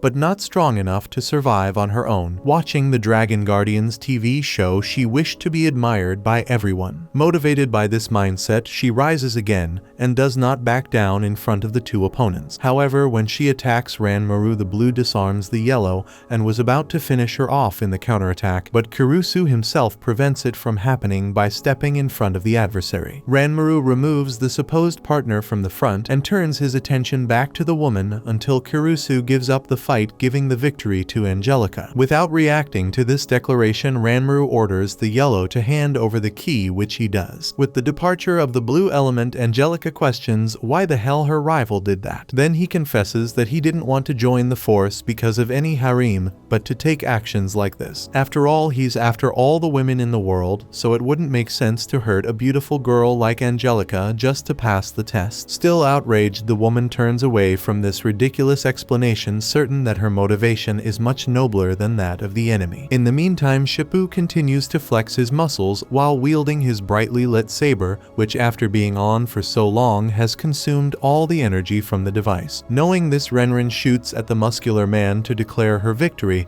but the projectile only tickles him. She starts shooting mercilessly at the man's chest, but nothing happens. When the smoke from the shots clears, Shippu observes that all we can trust in this life are our muscles. With that in mind, he prepares a sinister punch towards Renren, who this time surrenders for real at the last moment. To prove it, she hands the key to the buff tough opponent who takes a deep breath to let out a celebratory laugh that everyone in the training can hear. But just as Shippu's sword exhausted its energy, the same happens with Angel's device. Without wasting time, Ishikawa tries to hit the girl, so she hurries to take cover. In fact, her weapon still has some energy left, but she needs to use the explosive form at the right moment to not waste it. Then she gets into a car to be safer while she thinks of a plan, but it's exactly there where her enemy was hiding. Angel comments that she didn't imagine finding Ishikawa there, and he finds it amusing that his opponent didn't imagine he would take the front line in this duel. After all, he spent a good amount of time fighting in this dark underground in this tough life, where the rangers of his generation retired one by one. They all went back to their families and live in this facade of peace, ignoring the flying fortress above their roofs. Ishikawa is different from them because he knows that his mission in this world is to fight evil and protect world peace, sacrificing himself to do the dirty work that others abandoned to live their safe little lives. However, even with a gun pointed at her head, Angel responds that Ishikawa is no different from the others. According to her, everyone is fighting, unlike the ranger himself, who only pretends to fight. Ishikawa feels his ego wounded and starts to threaten the rival more intensely, but she doesn't back down, stating that if the man had all the determination he claims to have, he would already be dead. Then she activates the explosive form, detonating the car and throwing Ishikawa out. As for Angel Yuzukubo herself, she almost lost the ability to move for some unknown reason. Despite everything, she completed her mission, which was to buy time. Suddenly, while Ishikawa celebrates having the green key, Shippu appears behind the opponent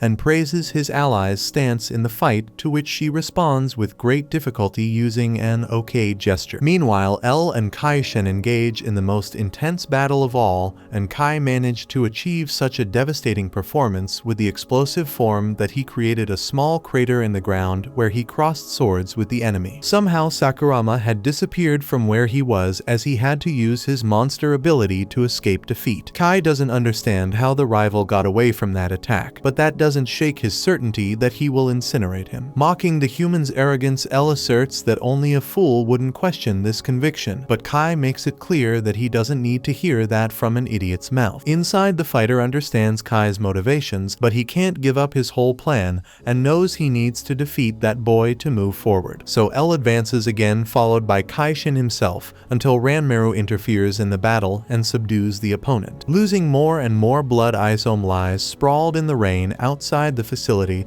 while an old memory of her being announced as a freshman echoes in the ears of the Blue Guardian. The Guardian oozes arrogance, asserting that the squad of his color has indeed died, since a girl like her is his most qualified subordinate. Humbly, Isom argues that her master shouldn't behave like this, as a Dragon Guardian can never be feared by the general public. Obviously, the man yelled at the freshman, which happened every time she needed to communicate anything to her superior. Wherever the Guardian was, the Ranger would be behind him to advise on the correct course of action. One day, he was dealing with a situation with much more violence than necessary as usual, and Isom was doing her job of calming down the boss. However, she saw a dead kitten amidst the chaos and pointed her finger in the Guardian's face, forbidding him from speaking to people from now on. Now, on the brink of death, the freshman asserts that she did everything to prevent her guardian from being misunderstood. Speaking of him, the supreme leader of the Blue Squadron appears, and Isom acknowledges that he is indeed a hero. Around them, other platoon colleagues worry about their friend, as she warns that the other members of the Blue Squadron are underground, and hands him a cartridge asking the man to save them all. Soon, the Guardian manifests his divine artifact, the Blue Dragon Leviathan, which breaks through all layers of the floor to the test area, which is flooded. With great effort, Ranmaru avoids drowning. Then the Guardian approaches and asks if it was he who injured his partner. Either way, upon seeing the miasma emanating from the supposed Ranger's eye, the leader of the Blues decrees the death penalty for the traitor, while L notes that it was Roman 20 on Ranmaru's body. As Lord Peltrolo was injured in battle, she had been ordered to continue the work he came to do. As a good servant, she stands up to the Guardian, but he is too powerful an opponent for her to resist. After suffering the initial attacks, Roman 20 resumes her monstrous form and tries to escape, but has her legs cut off and her back impaled by the iron bar the enemy holds. The Guardian is willing to end the fighter's suffering if she gives up her master, but she is not willing to do so. So the ranger tortures the girl to get her answer, causing unbearable pain to her. Roman 20 screams for the man to stop, but he continues to impale his iron bars into the hostage. Inside, all Roman 20 could feel was the pain and a glaring doubt about who she is and why she's still fighting. On the day she met Lord Peltrola, he said he thought of her as a beloved daughter, and since she didn't have a name, the god displayed a huge screen with the two X's side by side. With 10 iron bars embedded in her body, she repeats her name with difficulty while the Guardian prepares another blow against her. However, a powerful ray from the explosive form pierces the truck and prevents the attack, causing the blue leader to die of rage. Appearing as if nothing had happened, Sakurama apologizes, claiming he didn't know it was the blue Guardian who was inside, at the same time calling out Ranmaru's name. Before returning to the truck, the Guardian warns that another incident like this and he'll kill the candidate. But L maintains his provocation, emphasizing that any kind of violence is justified to supposedly help comrades. The Guardian asks what this guy is doing there, and L responds that he came to help his partner. The elite ranger tries to retrieve his artifact, but Sakurama prevents it with his sword. Incredulous, the leader notes that that is the explosive form of the Yellow Squadron, while L puts all his humiliation, determination, and desperation into this blow, which gradually makes his enemy give in. Hopeful, L begins to believe that he will indeed kill such a powerful opponent, and Roman 20 motivates her partner to avenge all the comrades killed by that worm in a cape. However, L is pushed away by a protective shield from the Blue Guardian, triggered from the cartridge that Isome gave him a short time ago. At this moment, the Guardian realizes he's facing Rosa's little brother and even feels sorry for her having to lose a loved one, but he decrees the end of Hibiki. In the meantime, Roman 20 claims to have understood something important, while the Guardian summons the Leviathan to show all his strength, wishing that Isome were there to see his revenge come true. Suddenly, Ranmaru appears to save L in time, and after they move away, the short one warns that they alone are not capable of facing such power. A seahorse wrapped in a bubble reaches the two companions and causes a water explosion, preventing XX's regeneration by severely injuring her. With several other explosives like this last one, the Guardian attacks Sakurama again, who flees as best he can, imagining that all this power comes from the divine artifact, and therefore hit Roman 20 head-on. Imposing one explosion after another, the elite ranger forces L to slow down, but his partner steps on the accelerator with all her strength and hatred as she takes a car, detonating the vehicle and throwing the fighter away upon impact with the ranger's body. Seeing his partner on the ground and powerless, Sakurama asks her to rest while he deals with the opponent, but she acknowledges defeat, stating that it is impossible to defeat that guy. After a failed attempt at resistance, L and Roman 20 are captured and fall under the control of the Blue Guardian, who continues to torture the fighter, demanding to know the whereabouts of her leader. D steps in, arguing that Roman 20 is a prisoner who doesn't intend to resist and should be treated with respect. The Guardian laughs at this, retorting that this mere servant isn't a real enemy, only the leaders are. The fighters are weak beings who don't deserve attention. Defiantly, the false Sakurama states that even the movements of those deemed unworthy can cost the lives of the strongest. Before the situation could worsen, Roman 20 promises that her leader is just ahead, and indeed they reach the door she was guarding. Without ceremony, the Blue Ranger destroys the door with his divine artifact, opening the passage to a hall where a gigantic tree reveals the face of Lord Peltrola. The Guardian remarks that his enemy has grown much since they last met. D, startled, sees the proof before his eyes that the leaders indeed still exist. Roman 20 begs her master for forgiveness for revealing his location due to her own incompetence. Nevertheless, she pleads for the god to fulfill the monster's wish to eliminate the Dragon Guardians. With that, the ranger raises his artifact and points it at the tree, which asks the man to lower his weapon and talk, as no one there wants to act rashly. Unwavering, the Guardian makes it clear that he doesn't converse with plants. L intervenes before things go awry, saying he will talk, but the Guardian, unwilling to waste time on this nonsense, manifests his divine artifact and attacks the monster leader. The weapon generates a powerful current of water that knocks down L and Roman 20, creating a massive hole in the tree. As the tree's fruits begin to fall, the Guardian smiles, convinced of his victory. However, Peltrola's voice can be heard from an unknown location, claiming that he can never be judged by a surface dweller. After all, Peltrola considers himself a form of existence far superior to humans. With that, the fruits open to reveal strange creatures emerging from within, while the leader declares himself to be God. Fascinated by the sight, Roman 20 asks Lord Peltrola to guide her steps. Yet despite the threatening environment, the Blue Guardian remains unimpressed by this light show and once again activates his divine artifact to attack the creatures emerging from the fruit. However, they regenerate as if being reborn, and Peltrola makes it clear that the game only ends when his true body is discovered. Thus, the monsters attack the Guardian, who retaliates in kind. But with too many enemies focusing on a single target, the Ranger is forced to jump and engage in close combat. Despite suffering a grazing beam, he manages to close the distance with his opponents. D comments that he never imagined leaders could stand up to the Guardians, and Roman 20 explains that powerful leaders like Peltrola can indeed destroy these elite Rangers. Amid the battle, Peltrola hides his true body behind the large tree. Roman 20 approaches and presents the false human as a fighter who was once a puppet of the Ranger force but now sides with the monsters. D comments on how long it's been since he and the leader last saw each other, gripping his weapon more tightly behind his back. Peltrola praises D for his services to the monsters and says he no longer needs to fear because God is present. As D reminisces about everything he went through to get there, Peltrola emphasizes that the monsters have a single desire to dominate the world. He then asks if the monster truly wants to join them. As for the Blue Guardian and the other Rangers, they will all be led to slaughter.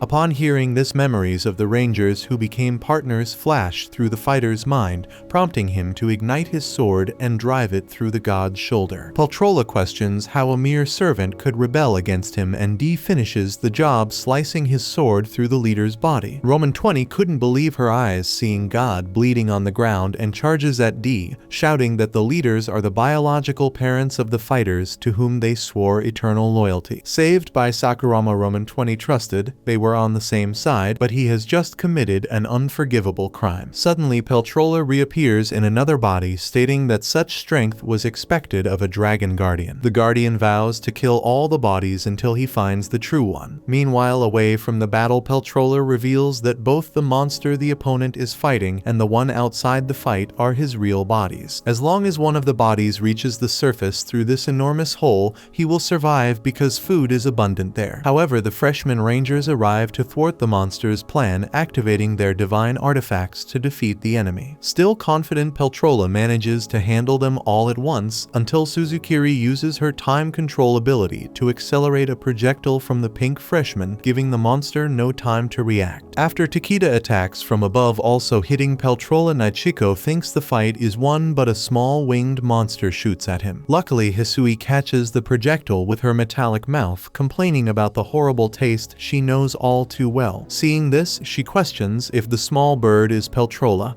and the god finds it curious that someone who isn't a guardian knows who he is. He then resumes attacking the Rangers, who dodge the shots as best they can. Takeda fires his cannon at the enemy again, hitting him once more until Suzukiri pauses time, taking advantage of the smoke to stand beside Peltrola and ask if he's being mistreated. Then she asserts that as a leader, he must eliminate the top hierarchy members. Meanwhile, the Blue Guardian was taking down bodies one by one, causing D and Roman 20 to fear being left alone against this formidable opponent. Witnessing the massacre of the clones, Peltrola knew he needed a new strategy, so he asked Roman 20 to protect his body while he cast a skill that required some time to activate. Consequently, the Guardian attacked Peltrola, but Roman 20 stepped in front of him. To prevent her death, D pushed the fighter aside, but both of them suffered serious injuries from the enemy's attack. As Peltrola praised how well Roman 20 had served him, D was outraged by the way he treated her, as nothing nothing more than a disposable object. Nevertheless, D couldn't endure the pain any longer and closed his eyes on the battlefield. Suddenly, a vision of the future was projected showing D being welcomed as the monster lord by all his subordinates with Roman 20 by his side. The monsters had already conquered the world and two men asked to touch his coat but made a faux pas by calling him Roman 20. The humans begged for forgiveness and were pardoned by the kind-hearted lord. During lunch, Roman 20 didn't enjoy the best food the surface had to offer, but D gave an autograph to the chef who mentioned that his daughter was the #1 fan of the monster lord. The world they now lived in was the best it could be, with dolls bearing his face in every shop. Some known rangers were invited to the meal because D considered them special despite being surface dwellers. He wanted the guests to remember this moment forever, eating to their heart's content as he had 10 billion saved and didn't need to worry about any expenses. Moreover, the band note to be issued next year would feature the fighter's face, and his house was 100 times bigger than the Tokyo Dome. On top of that, he was voted the sexiest monster by women, crushing Kirusu's ego. During the banquet, Nachiko understood why D had so much prestige since he had eliminated the Ranger Force. Angel loved that this had happened, emphasizing that everyone knew the Guardians were terrible beings,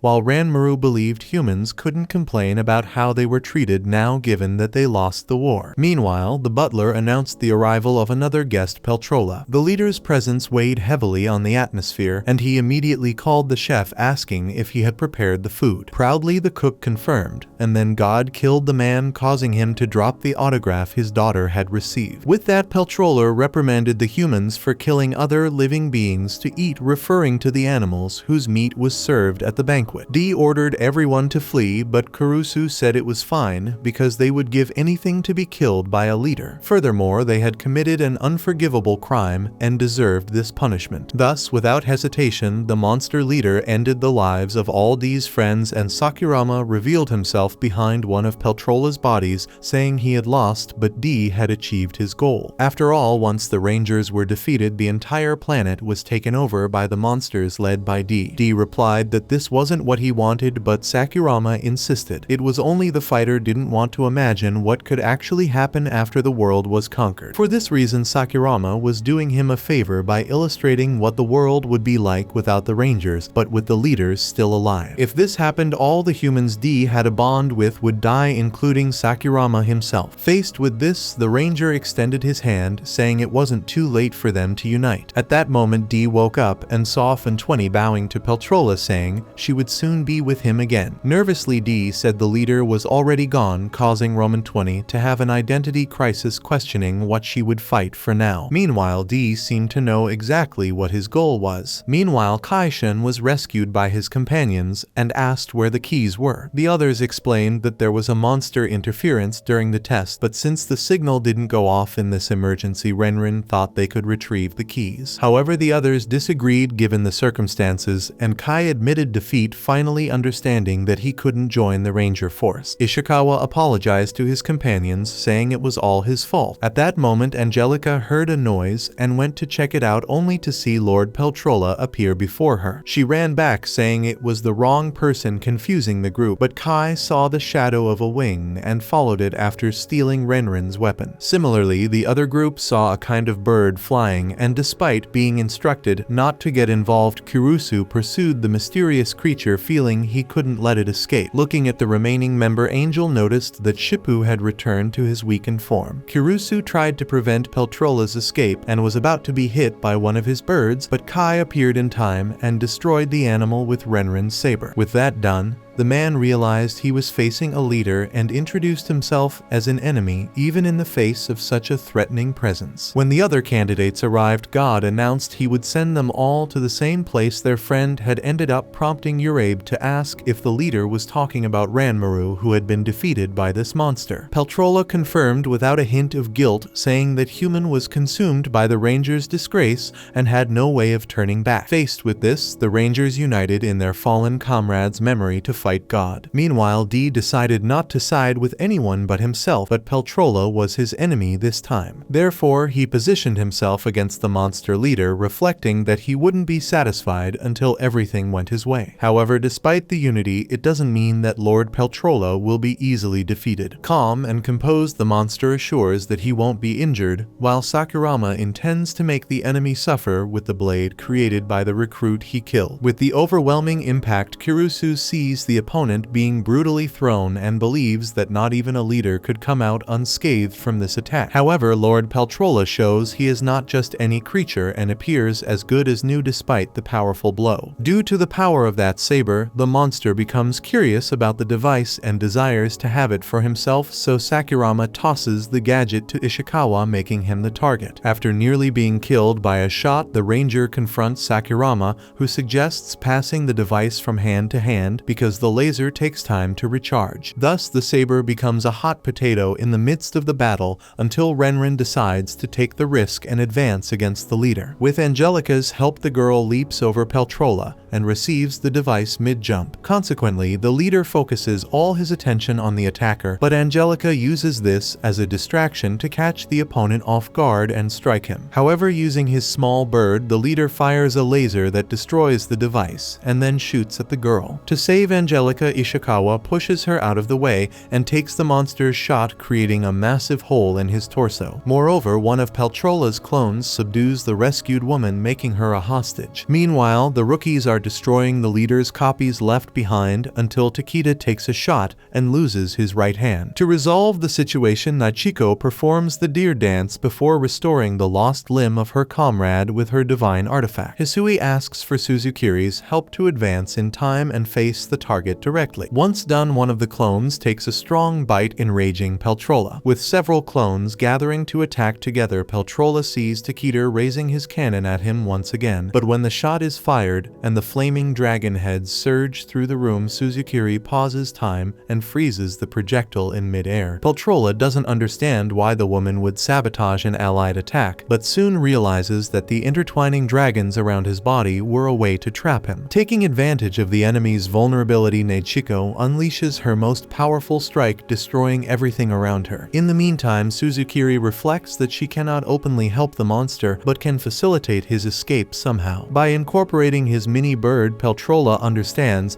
that the girl helping him must really hate the ranger force. Suddenly, the pink guardian appears, awaiting the enemy to summon her divine artifact, the pink dragon Naga. With a surreal kick, she sends the bird into space where it perishes. Thus, the guardian finally avenges the man who killed her parents and crippled her. Afterward, a subordinate informs her superior that other enemies are being fought underground and allies are at serious risk, but Sesera is only concerned with whether the internet will connect or not because she needs to know if her brother Hibiki is alright. Meanwhile, D surprises everyone by surrendering. His companions question this decision, but he reminds them that the priority at the moment should be Angelica. Curiously, the fighter never imagined he would one day care about a human. Nonetheless, Renren warns that dropping their weapons now is a big mistake, so she leaves to avoid being involved in the situation. Without time to mourn, D calls on Urabe and Kai to hand over their weapons, but the Blue Ranger revolts. On the other hand, Kai understands his comrade's motivation and turns off his device along with the others. Afterwards, Sakurama asks the leader to let them go. Hearing this, the monster laughs and destroys a wall that exposes a pipe leading to the surface, through which he sends a mini bird to escape. At that moment, miraculously, Ishikawa manages to stand and contentedly states that Peltrola was struck by Angelica before she was controlled. Suddenly, part of the leader's armor breaks on his face, allowing the hostage to free herself and injure the enemy once again with her device. However, when trying to shoot the mini bird escaping through the pipe, the energy runs out, preventing the shot. Improvising, Kirusu chases the bird and grabs it. The ranger team maintains their offensive as Shippu arrives by surprise, accompanied by Renren delivering a flying kick to another mini bird, smashing it to the ground. In retaliation, the leader destroys all the dragon devices lined up on the floor and activates the mini bird's shots. Angel thinks quickly and aims at Kirusu's bird, killing the monster. She then throws her clone to Shippu, who annihilates the target with his fists. Meanwhile, D unleashes his black miasma on the devices, corroding them, making Peltrola discover that they were fake weapons. Then Urabe and Kai attack by surprise, heroes and destroy the leader, and D finishes the fight by stomping on his head. After the victory, practically dead Ishikawa questions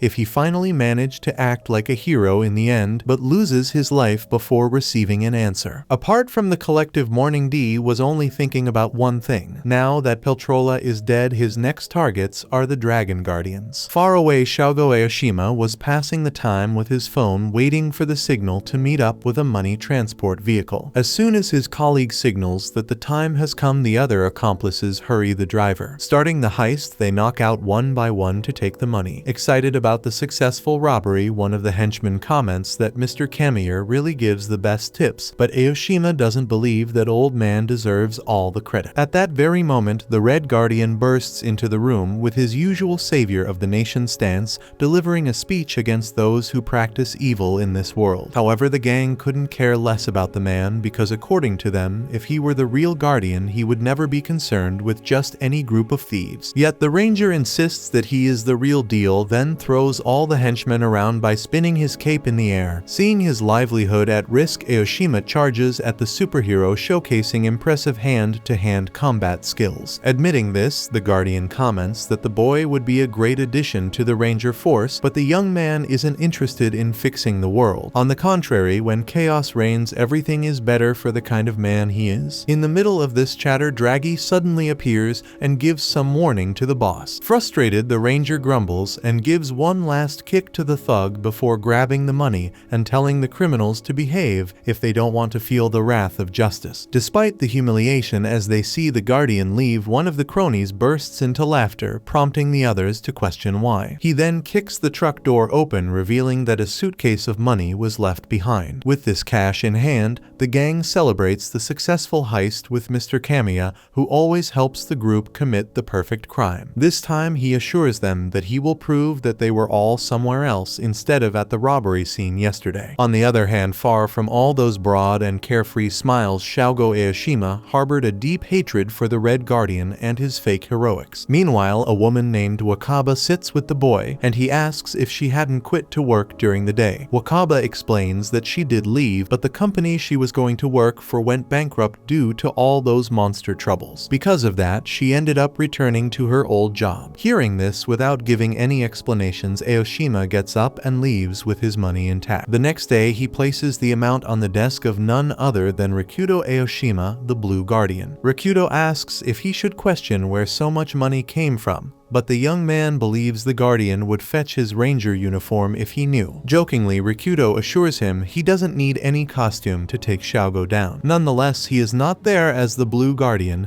but as the administrator of this orphanage, which increasingly houses children who are victims of monster violence, those who are fought when Rikudo dons his Ranger uniform. For him, his desire to be close to these children surpasses everything, and whether he likes it or not, the man emphasizes that Shogo is also seen as a hero by these kids. Speaking of which, a child comes to give the young man a gift, but his bleak view of the world makes him ignore the kid and his gesture of affection. According to himself, Shogo believes he will die thrown in some random ditch in the city. At least he wasn't in jail, yet unlike his cronies who were handed over by the one who promised to keep them out of the police's reach. Knowing this, Shogo confronts Mr. Kamiya, but the old man cynically argues that small fry usually spill the beans when cornered, yet he sees talent in Shogo. So the boy will only spend 5 years behind bars, and after that the two can work together again. Furious, Shogo threatens to hit the old man, but Kamiya reveals his true identity as a monster and tears the boy's face apart. When he wakes up, Shogo is enraged to hear the Red Guardian's voice in front of him, but Suze Akabane orders the boy to shut up because he is busy reviewing heroic moments from his brilliant career. After indulging in his ego, Akabane approaches the boy and corrects something he said earlier.